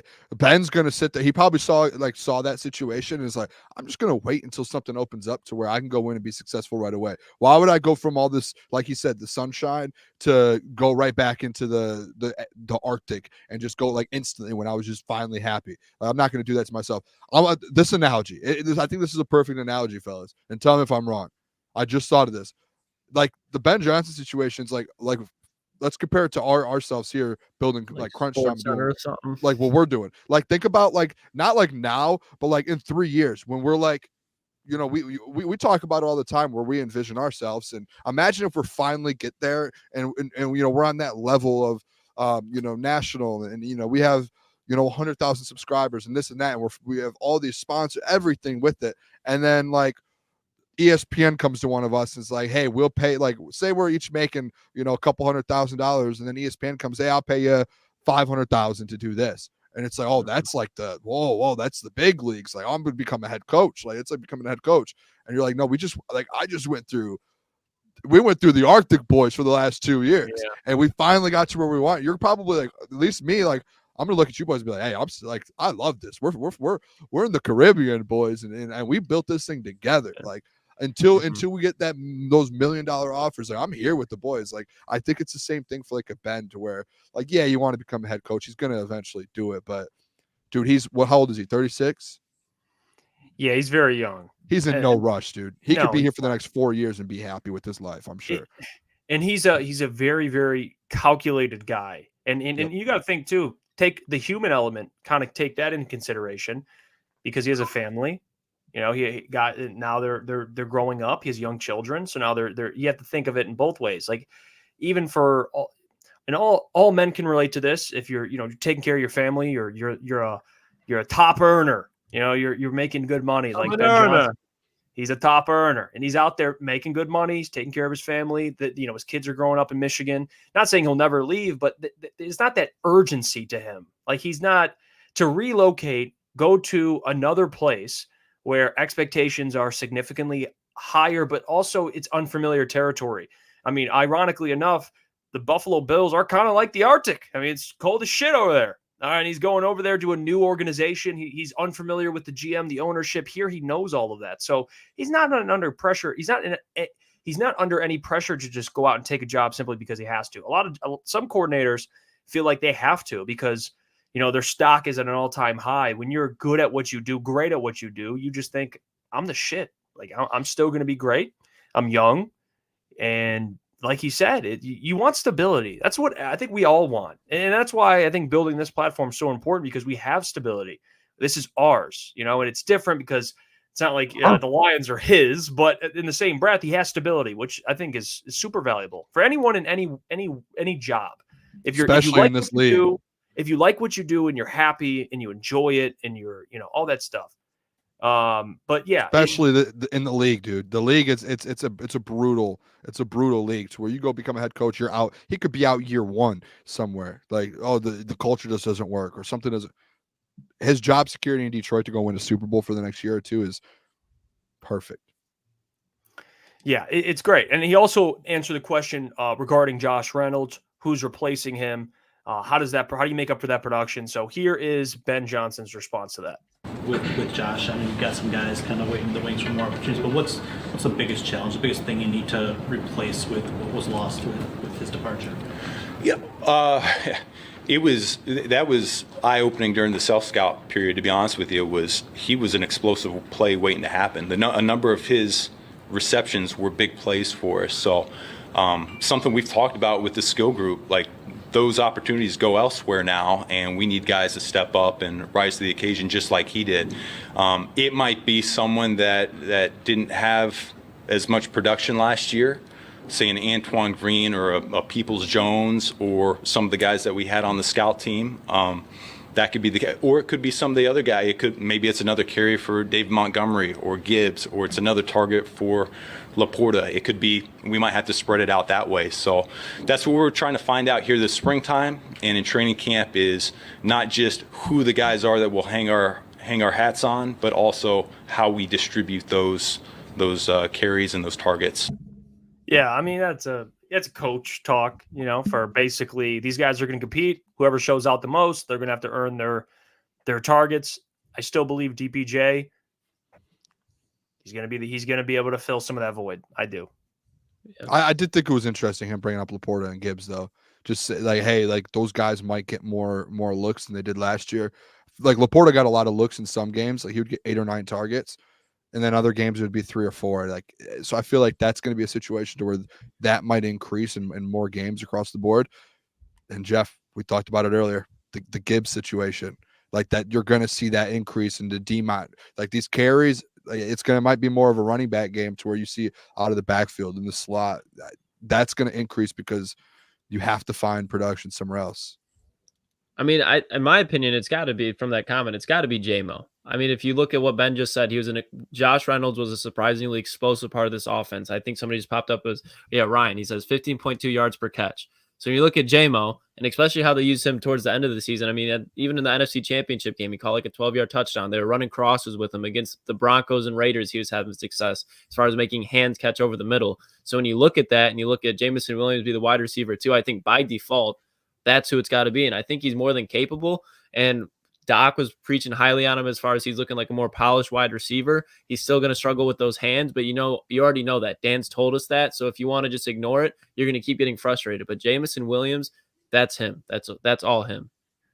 Yeah, you know what? And Dan mentioned it too today, and it's something that we've talked about before. And Dan, I think what he said was, Sam Laporta, talking about the pressure he might have on himself to repeat what he did last year. And he basically was like, I don't want Sam to think, as long as he's doing his job, it's not about topping your production, but at least just doing all the right things. I think that was coach talk essentially. But I think what he was, and this is something I've told you guys, and we've had this discussion, whatever your JMO expectations are, you kind of have to factor in Laporta as well. So if you think Laporta is going to be an 1,000-yard tight end, and Amon-Ra is guaranteed 1,000 yards if he's healthy, obviously, then I think that puts JMO maybe a little lower. But if you think Sam Laporta is like an 800-yard guy, 700-yard guy, but he's still Sam Laporta, he's still really good, but the targets might not be always there, then maybe you think JMO can be a 1,000-yard guy. I tend to lean on Laporta being a 1,000-yard tight end, and then JMO kind of getting his 800. But depends on how you look at it. I think it depends. But I don't think they'll have 3,000-yard receivers and 2,000-yard almost running backs. No if I'm way. being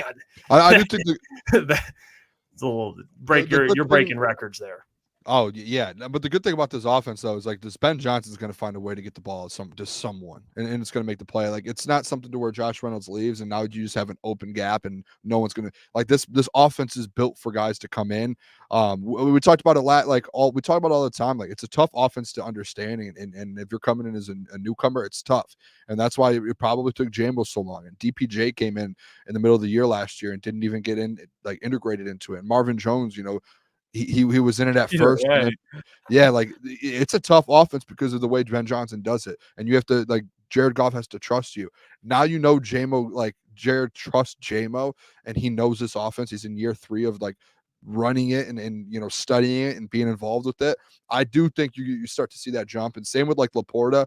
Laporta talked today too and had I should have clipped some of the Laporta stuff because he had some interesting stuff about taking that year 2 jump, and you might see a big year out of him. And he's like, hey, I'm not going to sit here and try and get stats, but I know I have things I needed to work on and I worked on them and I got better at them. I feel quicker. He said he feels like he's in better shape because he's had this offseason, very first one in the NFL. So there's going to be guys that are going to step up. And I think it's going to, DPJ has been in it now for an offseason. I do think it's going to be a lot better than what people are kind of putting on to. And I was one of those people a couple weeks back. But again, as OTAs go on, you start to hear more things and see more things and understand where their vision is with this offense. Yeah, and it's out. I that's why when I first said it, I'm like DPJ because I think of Josh Reynolds. It's weird. Last year he was the second. He was wide receiver 2, but I think of Laporta. So I think JMO's wide receiver 2, but then who's that other guy that's going to be in there? I think it'll be DPJ or Khalif. I think it's going to be a mix of those 2 guys, and then Antoine. Essentially, it's 600 yards that you're having to replace. Yeah, and you'll split that up, and then Jahmyr maybe increases his yards. The crazy thing to me, said that too. Ben today, do you guys remember last year? What was the stat for Josh Reynolds? His first 15 catches or something. Catches. Yeah, they were all first downs, and then they're all touchdowns. They're all deep plays too. It's not like they're just a 6-yard touchdown or a 6-yard or a first down. It's a 15-yard play, 18-yard play, 20-yard play. That's where today when Ben Johnson came out, he was like, yeah, I watched the film on Josh, and that's when you start to realize, all right, this is what we have to replace, a guy who makes big time plays, not just a slant or no, he's making big time plays and big time moments throughout the season. That you do have to replace that side of things. Can JMO do that? Can DPJ do that? Can Gibbs, and I think all those guys Laporta, I think we can trust a guy like Laporta to go out there and get a first down when you need it. I do think that you have the right guys in the spots. I really do. Then Reynolds already as a rookie. Yeah. Especially in the playoffs. Mm-hmm. Well, and that's the thing, right? If you have a better defense, do you have a lead in the fourth quarter and you can just run the ball? Does it affect passing stats? How does that look? Last year they were in a lot of shootouts, so you're kind of playing from behind. You had to throw the ball. I think it's going to be different with a better defense too. So that could helps impact. Out a lot. Yeah, that could impact those. Maybe more. You're running the ball a little more. There's a lot that kind of goes into it. But yeah, I want to also wait. What were you gonna say? I just bring up the Laporta stuff because who was it today? Was it Dan that brought up about he might not have as big of a year too? Yes. But that's so they asked Laporta about that as well. The reporters asked Laporta about a year 2 jump. Are you worried about that? I don't think any of us have thought of this. Laporta was like, listen, guys, there's been so many players in this organization right now who have been so good for year 1, year 2, year 3, year 4. And he started naming them Amon-Ra has gone through a great year and followed it up with a better one. Penei Sewell, Frank Ragnow, David Montgomery. He just started listing guys who had big years and then, had a better year the next year and then the next year. So he was like, I have so many. I didn't even think about that. These young guys that come in, they have vets around them that have just every year, just boom, boom, boom, boom, boom. So we could talk about regression all we want, but these guys have all gone through that. So I don't see any regression on Laporta. I can only see him getting better, to be honest. Yeah, he worked out with George Kittle as well. Went to tight end U. I think that was his rookie season though. But hey, I'm sure he's picked up the brains of some of the best tight ends. I'm sure He'll be there this year, guys. Yeah. So hey, it is what it is. But I did see this too. It was Scottie Montgomery. I didn't mention this before, but it was Scottie hyping up Sione Vaki, and Nick Campbell put this out. So shout out to Nick Campbell for this information. Scottie Montgomery's eyes lit up when asked about Sione Vaki. He mentions how recently drafted two-way talent embodies the grit culture. He's gritty, Klotz. You knew that. You knew that. Sky's blue. What's new? That'll be the RB3 one day. He's no Jahmyr Gibbs or David Montgomery, though. He'll be a fine kick returner, punt returner if they don't want to put Leaf back there. And I think he'll be serviceable. I don't think, maybe not year one, but he's definitely a guy like when he's in there, I think it'd be more exciting to see what he does more so than, oh my God, Vaki's in here. Like, it's a pass, it's a run. Like, I think it's somebody that brings a versatile aspect as far as the running back position, because you go back and watch his film, he's breaking 60-yard jailbreak screens, and then he's also taking 40 yards between the tackle runs. He's a dynamic playmaker that by default is only going to get better because he just started playing running back. Like, Klotzy guy. Yeah. I like him. Dude, did you hear Klotzy? You love the interview process for the draft. Did you hear the Scottie Montgomery story about his draft process?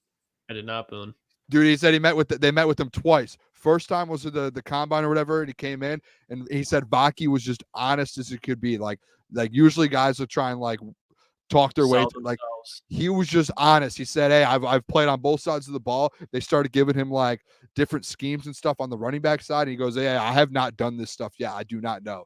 And then he said that, they put him through the gauntlet at the combine. They met with him a second time. They said Vaki showed up with a folder, and he watched film on every single one of the Detroit Lions schemes, set everything that they had, and he didn't know the names of what they called it, but he wrote down like the actual like the terms for everything. And he sat down in the second interview and had a whole folder full of the Detroit Lions playbooks, everything they ran versus different defenses, everything. And he said when he saw that, he was like, this guy's different. Like, he is different. So I'm when I heard that, all in on Sione Vaki. I'm with you, Klotzy. He's gonna be a dog. He's gonna be a creative wrinkle. Like, even as a decoy, like year one, they just throw him out there in the slot with Jahmyr. That's gonna be like, all right, what the hell do we do here? Like, I just think especially if there's injuries to the running back and or wide receiver, he can contribute. It might not be significant, but when you talk about what he's gonna be able to do on special teams, I think he's gonna be a monster on special teams. And you can laugh at that, but when you're talking about being in the Super Bowl, that's an important player to have, because when you're that athletic, you can make open field tackles against returners. What is he, a returner? So it's going to be an important player to watch. Dude, hey, we were just talked about it. Finding different like ways to replace Josh Reynolds and these different players.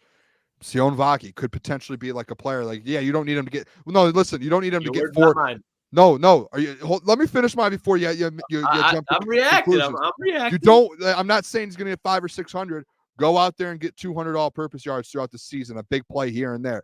Guess what? You need to replace 600 yards out of Reynolds. Guess what you do? You have 200 from Vaki. You have 100 from Craig Reynolds. You have this year. Khalif Raymond with an extra 100 maybe. Jamison Williams with an extra 500. You're pulling it from everywhere. Sione Vaki, I would not be just shocked at some point throughout the season if he is getting snaps on the offensive side of the ball and he makes big plays. Like, I cannot wait until week 8 comes around and Klotzy on socials, we get to tweet out Sione Vaki touchdown. Like, I can't wait. That's going to happen. It's going to happen at some point. There was big V. That's little V. Little V. Jeez. Yeah. I'm curious. I'm very curious. I've always said that. I'm curious what the game plan is for him. Like, how do you implement him? I'm very curious. But hey, anyone that you'd rather do it, you'd rather have Ben Johnson. So the new kickoff rules too. I don't know how fast he is, but that's going to be potentially a. He didn't run a fast 40, but he's one of those guys where it's just he knows how to manipulate space and set defenders up. He's just natural with the ball in his hands. I'm telling you, he's like a mini Austin Eckler. Like that. Yeah, Eckler was. He went undrafted. But yeah, he made it work with his 2.5 yards per carry. Well, Brad Hendricks, we appreciate you. Gifted a Crunch Time membership. So in favor, we gifted 5 to the chat here. So whoever got one, hey, enjoy it. I think it lasts a month, so you should have it for really, I think, all of June. We're going to welcome to the show the man himself, Mr. Michael Gentry. Dan Campbell. Yeah, just a pure grit guy. Glue guy, big glue guy. You can't say Dan Campbell, man. You're going to get the people too excited. Is that Steve Eiserman? Is that Steve Eiserman? Can't say that. You're going to get too Stevie excited. bye. It's just boring old Stevie me. bye. Gentlemen, how are we? Chat, how we doing? I'm better Gentry, now. what's up, brother? G? For sure. Well, this is weird. Okay, we're all Yeah, over. I was about to Okay, say. you know what? We're good. We're good now. I'd be worried I don't for know. a second. Superstitious. We got to have the same lineup. I don't know. If something goes wrong. It's something. Superstition. Gentry. Riding I on the wall. wanted to bring this up because it's something I asked Mike about. Do you guys see Terran Arnold got a pick in OTAs? Picked off Jared Goff. Jared Goff went over there, gave him a little hey. Well, yeah, don't you fucking do that in front of the media. I swear to God, Don't ever do that I just signed again. a contract. No, after practice, he's Yeah. snapping. Is there a video of this? No, there's no videos allowed at OTAs, so we don't have any videos. But he did pick off Jared. Terrion's starting to get comfortable. He's starting to get comfortable. That's a man that once he starts kicking his feet up on the coffee table in the house, and he starts getting comfy, it's a problem. That's a problem. I'm curious, because training camp, and we'll be there, but that'll we'll get to see this. And by the way, I do have I just want to mention this at training camp. I do have a almost, I don't want to say a promise. We'll go with that. At least promise, maybe a little aggressive, but I'm going to try everything in my power to do it. Davenport's dong on Twitter. Okay, he's a member of the Bulge Army. He asked me to tell Davenport that he exists. So my goal is to, if we find Davenport, I got to be like, listen, man, have you heard of the Bulge Army? They have a Davenport's dong account of you. By the way, I'm gonna Just let make him. sure you can do that, Jeff. Make sure I'm not around you. yeah. And I don't by wanna the be way, I associated saw the with that interaction. conversation. I'm gonna let him I'll know. walk away with you. I saw the interaction on We'll go to Twitter, the and statue, Davenport's dog might be in the chat. He pops up sometimes. The interaction on Twitter felt like it was like, "Hey Jeff, can you tell Davenport like this week?" And Jeff was like, "Got you, brother." With like the, so I think he might think that like you're gonna Marcus Davenport. No, he DM'd me. No. Okay. I was a little the worried. joke. I was like, dude, that interaction made it feel like it was like You got to go about that a different way, Jeff. We can think Yeah. of it. we need That something delivery, else. that I would be. I'm telling him there's a Bulge Army. Either hey, That's fine, but you can't. I think that's a bad way to sell what you're trying to put out. That's fair. I disagree. I'm interested. You know what? Actually, I do want to be I around. don't know. I think I agree with Lucas here. You bring up a Twitter account that has talks about his dong rather. I don't know. I don't know how he's going to take it. Rather. Hey, you really dug yourself a hole with this one, Jeff. I'll stand with the Bulge Army. I'm standing with them. We're not saying to switch up on what you're doing. We're saying switch up on how you're going about it. Just watch the approach. Yeah, What do you want me to do? just- Take him we to dinner? Buy him a pack of cigarettes? No, I that's just worse. think That's worse. proper Why not? grammar placement needs to be made. I think there's some changes that you could go with. We're not saying your idea is bad. There's just ways to improve your ideas. We have a month. We have a month. We can workshop this. Let's workshop a couple Constructive ideas. here. criticism is always needed, Jeff. We don't want you to go out there and make a fool of yourself. That's all we're trying to do. If we didn't care, we'd be like, yeah, go and say it. But come on now. Come on. You got better than that. We've got. Let's just workshop this one, man. Yeah, It's gonna be a that's tough. fair. I'm doing. Hey, the Bulge Army. They'll talk shit to somebody that comes at crunch time. They do represent the program. They support the program. So I'm going to do everything in my best. Now the approach is important. So Very. we'll work it out. But I want to get to this. I want to get to this because I saw that Barstool Detroit put out a graphic here, and this is speaking of Mike Florio, Pro Football Folk. Oh no, the PFF. Sorry, the Pro Football Talk. I was about to dive into Mike Florio. This is Pro Football Focus. I know you're about to say Booner too. I could feel it. I could feel my name about to come this out. is not. This seems very on brand of Mike Florio, but it is not Mike Florio. But they had the Detroit Lions roster ranked. And where do you think they're ranked, fellas? For those who haven't seen the graphic yet, give me like your opinion where they should be ranked, roster-wise. I already saw. Yeah, I saw it too. So I'm going to say Niners, I could see him putting the Ravens top five. Well, you know what?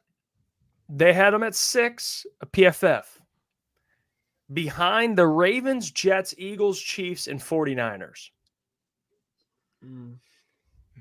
Anybody? Is this egregious? No. I think it's just picking your flavor. I mean, it's hard to dispute the Chiefs. The Chiefs had just went to the Super Bowl and won it with a terrible wide receiver core. I understand they lost to Jerry Sneed, but they still have Trent McDuffie and Steve Spagnuolo. They'll be just fine. And they just brought in Hollywood Brown, got Xavier Worthy.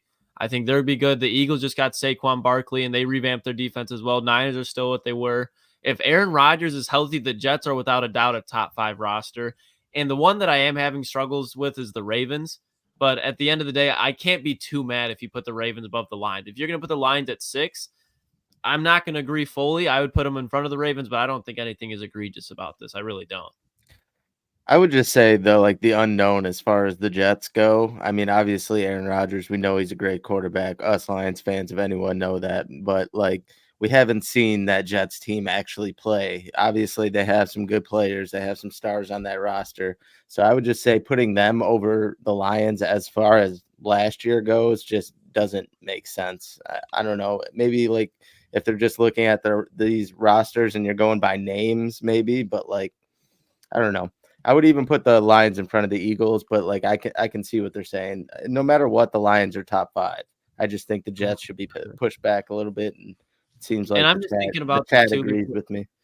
My bad, Gentry. I would say before I'm looking at this as like an on paper thing when we're talking about roster, like not the like I'm taking chemistry and all that out of there. I'm just saying strictly on paper. Yeah. I mean, like this is how I look at it, guys. Is I don't know. I look at like a list like this instead of doing like a ranking. It's like let's look at these like tiers, in my opinion.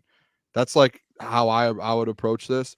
And I do think like the Lions, like if you were to do a tier 1 in the NFL, I think you'd go 49ers and Chiefs and Lions and then Eagles. That would be mine right there if I would do tier 1. And then tier 2 would be like Jets, Ravens. And it's like to Gentry's point, the unknown of the Jets, it's if they had such a good roster, and I know quarterback is such a big position, but like you would have thought they maybe won a couple more games last year, or like they won 7. Yeah, but like it just felt like they were just Boyle. It just constantly though, like and you could say maybe they added some pieces, but they also lost some. I don't like right away. It's just like the Jets. It feels like you're like that narrative's trying to get pushed down people's throats a little more than we would like. I would expect, but I guess it's you have Aaron Rodgers. That's going to happen. They did it last year going into the season, and then he gets hurt, and they win 7 games. So like to me, it's until you prove it for the Jets. Like until you prove it, you can look at the paper, you can look at it like that. But again, there's so many unknowns on that roster still that it's all right. I want to see it proven before I put you in tier 1. But that's how I would look at it. I would just look at it tiers. And I think the Ravens lost some pieces too, to where it's like you can maybe question that, but they did add, a Derrick Henry. So like there are names there still. But again, I think like it's so hard just like these top tier teams, these are all Super Bowl contenders if they're all healthy and playing at their best. So it's like you're sitting there, it's like you could rank them all you want, but honestly, like I could walk down the street and meet Brad Jones and some random guy off the street and be like, give me your top 10 rosters in the NFL. And his would be completely different, mixed and matched with these same rosters. Like it's just whatever you think is it. So I would go tiers, and I would just go 49ers, Lions, Chiefs, Eagles, and then tier 2, Jets, Ravens, and then so on and so forth. Rams, maybe. Like that's kind of what I would do. It's tough because I think they are, if you're going to say they're top 5, I think I 100% agree with that. There's probably the Chiefs I would put as the best roster. 49ers and Chiefs, I think, are right there. And then I think after that, it gets, you can make arguments. Maybe Eagles, I would give them that. So, okay, put them at 4. Like Jets and Ravens, to me, that's arguable because the Jets defense, really good. Offensively, they have pieces. But, like, I think the Lions offense, in terms of personnel, I don't think there's too many rosters, but you really would go like one's defense is better. I would take one's offense. So it's like you're kind of arguing. Like the Ravens offensive line, great. They have Derrick Henry, Lamar Jackson, Mark Andrews, right? But receiver, they have Zay Flowers, Bateman, and who's the other one? Aguilar, Nelson Aguilar. Like what are we doing? So it's kind of I think I would say top 4. arguable top 5, whatever it is. But they should be. I don't hate the 6th. I disagree with, but Do you know what this feels like? Flavor. And who just put it in the chat? Someone put it in the chat. James, he said Lions fans / local media are being set up by national media to create an underdog story as the season plays out. Do you want me to know what we've been doing lists and in the offseason, you see a lot of rankings, tiered lists, you see a lot of things like this in the offseason. There is that side a little bit, fellas. I don't know if you guys are starting to feel it, to where every list you see, like Penei Sewell's the best offensive lineman in the NFL, and there's a list that gets put out that has him as the 3rd tackle in the NFL. It's like, you know, the Lions, like the one show does the running back rankings or the duos, and the Detroit Lions aren't even in the top 6 or top 8 of running back duels in the NFL. And Jahmyr Gibbs isn't even ranked in the top 10 of running back. There is this sense a little bit to where Jared Goff, remember how Jared Goff went on that podcast and was like, it's time for local media to kind of take that step forward. We're a good football team now. It feels like national media, they know the way to clicks, and they know what fan bases are going to kind of pull them in.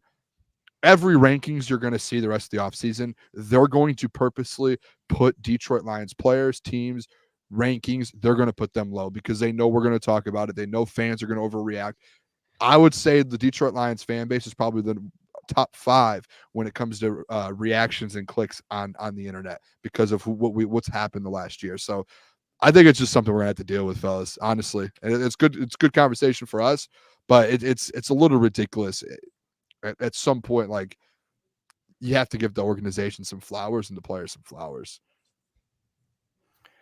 Well, another organization that seems to be slowly getting some more flowers, at least nationally, and that would be in the NFC North, for that matter, is the Chicago Bears, because they are now on Hard Knocks this season.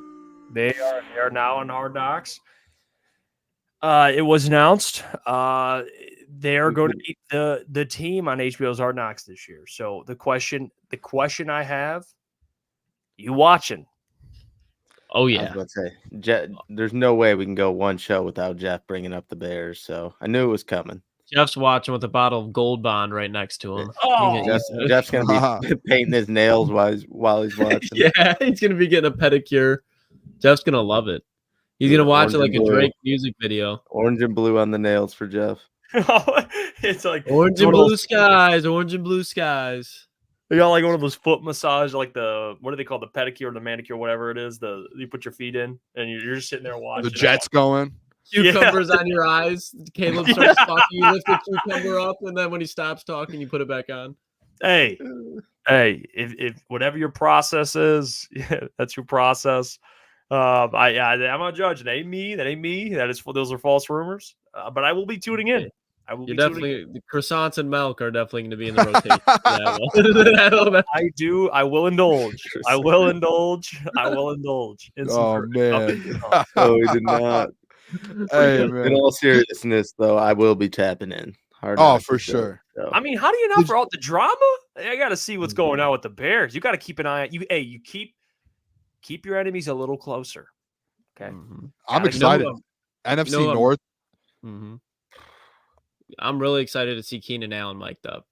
That man mic'd up is pure gold. And I'm really intrigued. I know it's for the Bears, but I'm really intrigued to see, watch him and Roma Dunze kind of collaborate and see how he helps him develop. But Keenan will be gold on this, I'm telling you, because he talks shit so much. Yeah, a little bit of DeAndre Swift too. I hope that one. Remember when Dude Staley was trying to tell him that he was about to be the next great back in the league, and not even DeAndre Swift believed it. He was just, Hey, how many rookies have been in Hard Knocks their rookie season? Quarterbacks. I know Jared Goff was. Was there any more? I hope it kind of distracts him a little bit. Like he gets a little too much in the spotlight, and then messes his whole rookie year up, and he just gets a bunch of I hope that's what happens. I hate to hope on downfalls, but again, this is the NFC North. This is one of our rivals. I hope everything bad against them when it comes to football. Are you talking about Caleb Williams? Caleb Williams, yeah, a rookie quarterback, all of the pressure, number 1 overall pick, supposed to be the next Patrick Mahomes. Right away, cameras are on you in training camp. To be honest, imagine if he starts struggling. He's got to be used to that by now. Caleb Williams was the best player in college football.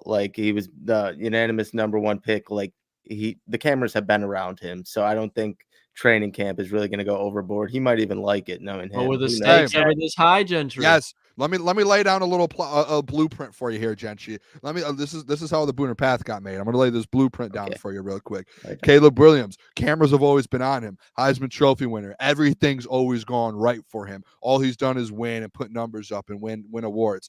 Now, get to the NFL. It's not just all daisies and butterflies here in the NFL.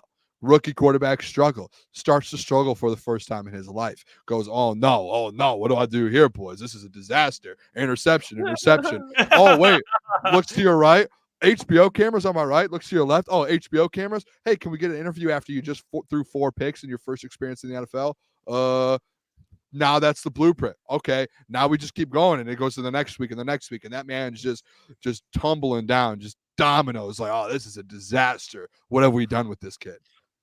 Wait, is this you making a case for JJ McCarthy or Caleb Williams? I've been very, very vocal. I'm out on the JJ thing. He goes to a rival team in the NFC North. I think you just I do not care about him. That the Vikings will be a really good team. Imagine. I did not even. Where do you get that from? What I just said? If anything, right? I'm saying he's going to have a bad year. To a national championship, and then it's like, whoa, boys, this is a disaster. We're in the NFL now. I hope so, because he's in the NFC North.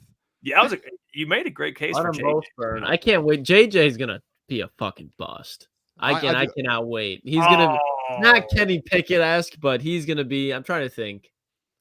You know, I'm not. His ceiling is Alex Smith. I've said that. I don't want This is starting to remind me of about 365 days ago when we told some other guys are bust.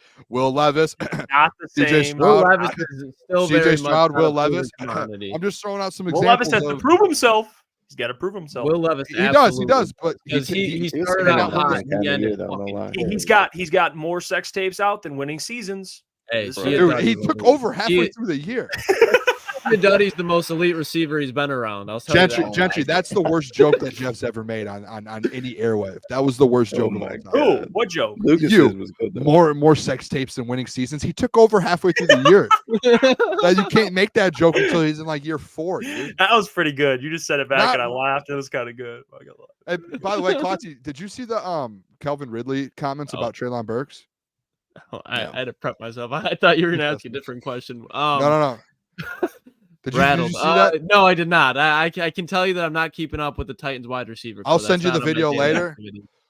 Long story short, Calvin Ridley said Treylon Burks. He was like, I thought a lot of people we didn't get to see him last year. He said Treylon Burks is like an who are the players that he comped? He was like he's like an AJ Brown combined with like this player with this player. He like comped him to like 3 different players and was like no one's seen him play much in the last year because he didn't have a quarterback. He's been brain dead, man. You want to talk about suicide passes, Treylon Burks. I think the intangibles with Treylon is a wide receiver 1 for sure, but he's still got to put on some size. I expect him to put on more size by now, but he's definitely a sleeper guy, but I just think he's in a tough position in Tennessee. Calvin Ridley said they must have liked him so much they brought in Calvin Ridley and DeAndre Hopkins. So no.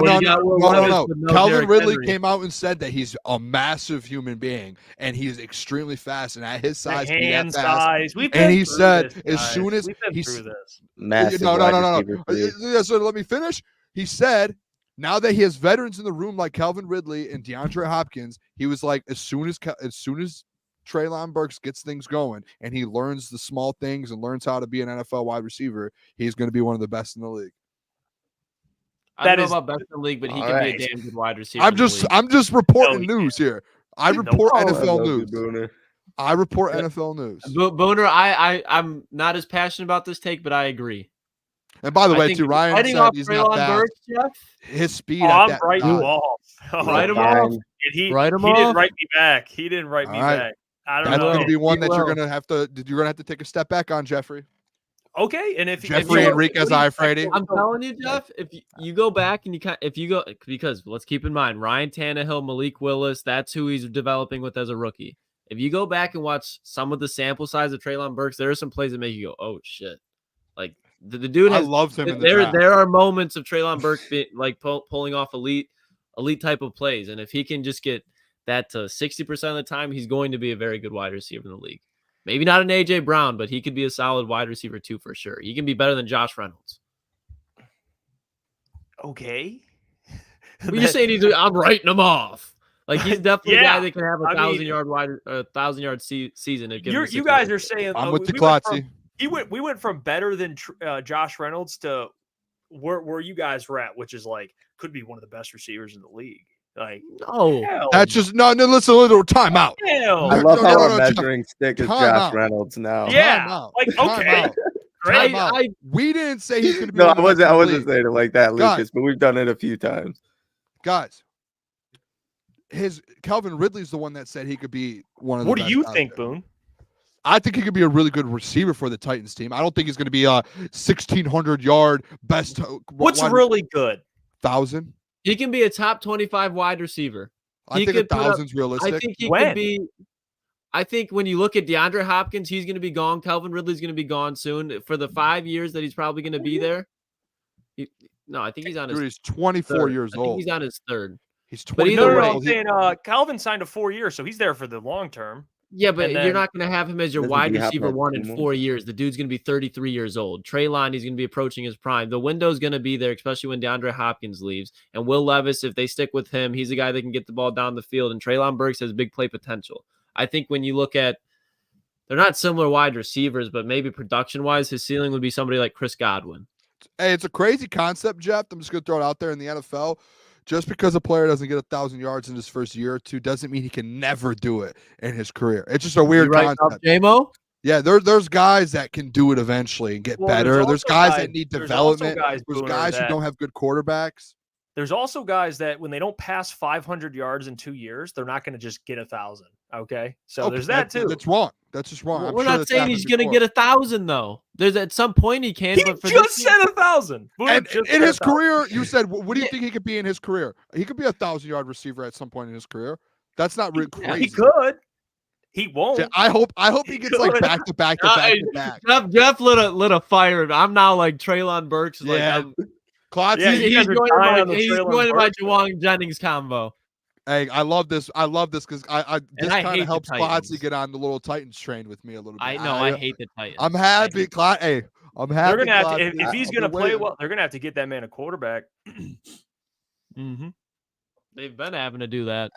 So, Will Levis, your boy Boone.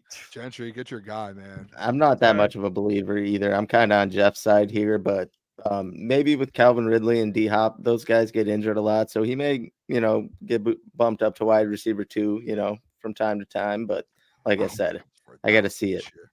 He's already at over 500 in his career. Ryan, he'll get 1,000 in his career total yards. All right, let's. All right, that's aggressive. Baby. That's aggressive, but Ryan's my guy. All right, let's get to mailbag. Coach, we'll start with Coach Walk. I'd like you guys to get coffee cups, water bottles, bumper stickers, pint glasses, beer mugs, shot glasses, winter hats. I want to see you guys grow. We'll get it all, man. Coach Walk. Hell yeah. Look at Coach Walk. You even added the pause at the end of that. We appreciate you. Can I throw a merch idea out right now? He is right. We're going to expand to literally everything. Everything. Can I throw a merch idea out we'll get right crunch now? time toilet paper, honestly. Fuck it. Klotzy, do you remember when you came to me as you are? This is an official statement too. Official Booner Path statement. Lukas Klotz, I don't know your middle name. Lukas Allen Klotz is now the CPO of the Booner Path. He is the chief path operator of the Booner Path. Wow. And with that being said, how do you feel? Did you just get promoted live on stream? Wow. Booner, I thank you for this opportunity. I've been a loyal comrade of you in the path since the get-go. I think I can give you an alternate perspective, maybe to calm you down sometimes, maybe love it, to clarify your vision a little bit, but also to double down with you. So there's sometimes we're not going to see eye to eye, but I think that's the beauty in the relationship, and I'm excited to help the path grow. Now, two more things real quick. The glaze. Always. Now, one of the first things. I've been a janitor. You'll get a promotion. I've been a janitor for years now, grinding my ass off. We just have to have a conversation. All the hard times with the Booner Path, and I'm still cleaning toilets. Me and Gentry are in the back just smoking cigarettes. Jeff's got a long. You belong there, though, Jeff. You belong. Jeff has a long ways to go. You have to really work your way up, man. Two more things. Klotzy, do you remember the first thing you brought to me about the Booner Path? You brought to me a merch idea, and I'm gonna when we get off air here, I'm gonna try and figure out if we can get this done this week in the next day or so. It's election year, boys. Booner Path 24. Yeah, Boone. Booner Path 24 election shirts. That's gonna happen. The red, white, and blue to the side profile. Yep. Booner will save this country. Yeah, like it. make the path great again. Oh my god. Hey, last thing, I do have another promotion on the Booner path. I want to throw it out there. We got to get to Mailbag. No. This is official. We can go a little over here. We got this. Another promotion. Spencer Raxter, officially the COO of the Booner path. Oh, Chief wow. Operating Officer. That's bullshit. Chief Operating Officer. I think there's a union forming. I think there's a union forming. We've had conversations. I quit. Gentry, quit. we haven't had conversations about I'm an extended role. I've had conversations with two people about an extended role. That is Klotz and Spenny. Spenny came to me. We talked about we've talked about it, and as well as Spenny does own about 45% of Booner stock, bought about 3 years ago. So Spenny just tried to create the Spenny path. That's why we have, and that's why we have a conversation. That sounds like bowing down. Not your loyal janitor. Jets, what are we doing here? Buying out your opponent, buying him out. I just respect disappointed. the business strategy. I respect the business. Not mad, Booner. No, Gentry's going to be the next to promote it. We have to have a conversation. And you know what? I'm not going to lie, Gentry. The middle finger and the reaction right now is really, it's getting to me right now. I don't like that reaction. What would Dan Campbell do? Dan Campbell would. All right. Now, you're not helping your case. All right. Well, what would Dan Campbell do? Mike Reed asked, why do you love Caleb Williams so much? You know what? This is where it's tough. I like his hair. I like his no. This is where it's tough. nails. I've always liked Caleb Williams as a player, and then it's just unfortunate that the Bears, well, sons of bitches, just got they traded with the Panthers. They had one of the best trades, at least in my lifetime, and they were able to get him. So he is the enemy. But I think as draft season approached, the more people were saying he was going to be a bust. It kind of it was like the Treylon Burks thing just now. Like, I have no belief in him, and you guys got so frustrated. Now you're like standing on the grave, or you're standing on the hill. That's kind of with me with Caleb. It's like I probably defended him too much because people say he's going to be a bust. Now I'm like, what? He's not, but he's still the enemy. You know what? Hopefully he goes down and the Bear season's over. So there you go. Hopefully I addressed the allegations there. That guy up north, Mailbag, who have more rushing yards next season, Gibbs or Swift? Gibbs. Yeah. Lucas, what do you think? Which one is the better running back? Which one is going to have the ability to stay healthier more? DeAndre Swift is going to break in Chicago. The man's not going to play more than probably 11 games. No chance. It'll be the Roshan Johnson show when it comes to their potential playoff run with 8 wins. That's it. That's all. Brad Hendricks, Mailbag. Why is Gentry drinking a Gatorade Fast Twitch this late? Ever see how much caffeine is in those? Yeah, I don't know. I don't know what to say. You just got sun, Gentry. How do you feel? If you know me, you're drinking coffee. I drink like 3 or 4 of those a day, to be honest. Do you even feel like the caffeine anymore? You probably have like 800 milligrams of caffeine in you. Like That's just how I run, man. Like in the morning, right when I wake up, I gotta have it. Gotta have it. And Jeff, you know, I put you on these. They're great. They're better than actual Gatorade. So you know what? I don't know. Hold up. They're delicious. Yep. Show the people. Get a room. I got one in the first. I mean, fellas, we don't have sponsors. Drink some water. Dap me up, Jeff. You unhealthy fucks. You know what? You guys are killing your inside. Mike put me on to it. I do enjoy it. I do enjoy them. They're great. I don't have one at night though, but I do have one during the day while I'm working on. Well, that one was like half empty. It was from earlier, half full, half empty. However you want to look at it. But well, Steve asked Mailbag, what's a reasonable extension for Hutch? We can't have that conversation until after. Yeah, well, it's gonna. I'll tell you what, it'll be fucking $30 million probably. Yeah, but if he goes out there and gets like 16, 17 sacks, he's gonna probably, hey, let's reset the market here, boys. Mm-hmm. 501st Legion, Mailbag. Did you hear that Goff JMO connection was heating up today? I did, and that's great. Who said that? It's been reported that JMO's been impressing more. I know his first day was a little rough. I don't want to say it was rough, but he had some drops, which is fine. I mean, it happens. His kid's not perfect, but him improving that rapport with him and Jared, JMO training camp, JMO, you got Carlton Davis matching up with him. Mm-hmm. Mm-hmm. Brad Hendricks. Your heart will eventually explode through your chest. Full send. The full send at the end kills me. Dude. I tell that to Jeff all the time. Just send it. Yeah, it's fair. Michael says, Mailbag Booner, would you trade your Kobe Gatorade bottle for a Lions championship? Yes. He didn't even hesitate. I wouldn't give it up for $1 million. I would keep it if someone offered me $1 million today. I would gladly give it up to win a Super Bowl. ETN says, Mailbag, the Bears are giving me 2019 Browns vibes. Very talented new receivers, polarizing quarterback, but unproven. Am I the only one who thinks this? I like that. Very ETN, he doesn't really miss much. I mean, it's a great take. He misses with running backs, though. I can tell you that much. Oh, just because you think Kyron's some, he. I don't think he's some bum, but you guys think he's fucking. Adrian we're not getting into this, Kyron Williams. No. Yeah, he's an all pro. He's an all pro. He's not AP. He's not AP. But 1,212 games, Klotzy. It is impressive. This is a circle of a conversation, and not from Jeff, but I was told that Kyron's better than Saquon Barkley, and that's all I needed to hear. That's a crazy take. That's a crazy take. I do not. You know me. I don't lie with that thinking. That is another level. I don't know if ETN would even believe that. Maybe he does. I don't know. Rando Smalls Mailbag. Just want to say it here. First Wingo will be playing DN opposite of Hutchinson as a candidate for Defensive Rookie of the Year. Ooh. Oh my God! If that happens, he would have to freeze over. With all the edges in this class, he's probably gonna have to get 10 sacks. Yeah, maybe more. And that might even be tied with like Latu. Like it might even tie him. Honestly, I love it, Rando. Hey, you're putting your nuts on the table, saying "fuck it," we're going with Mekhi Wingo. But damn, very optimistic. Anakin says, "When you guys thought about when you get big enough getting your own studio?" Yes, of course, we do want a studio. That is the ultimate goal. Us to all be in person, then we can actually, scream at each other in person.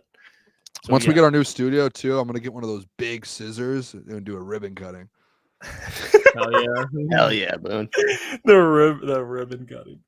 The Booner path. It's like a city. It just you get the key. You got the keys. Yeah. He's gonna lock us all out. It's a disaster, boys. Oh, no, boys. Inside the studio with like a big key and a big scissors. Like some big scissors. I don't know what to do, boys. Stream starts. Yeah. Oh, that'll do it for today. We appreciate MicroMike for joining the program. He always joins and shows love to us. And for that, we are forever grateful. Until tomorrow, Friday show. We're going to do our draft, NFC North draft, defensive draft. Looking forward to that. I got to bounce back. Yeah, we got to have so that'll be a lot of fun. Until tomorrow, defensive. Stay safe out there. Come prepared. I'm not saluting until Gentry apologizes. No anymore. Hey, the BMG pass starts tomorrow. No, you just made it worse. No, you just made it worse. I'm just kidding. Booner, come on. Booner, come on. Look at. Oh, he's gone. Wow. Like that. Wow. Oh, the show ended. Well, you know what? We'll get out of here. Appreciate you guys. Have a great night. We'll see you tomorrow. Deuces.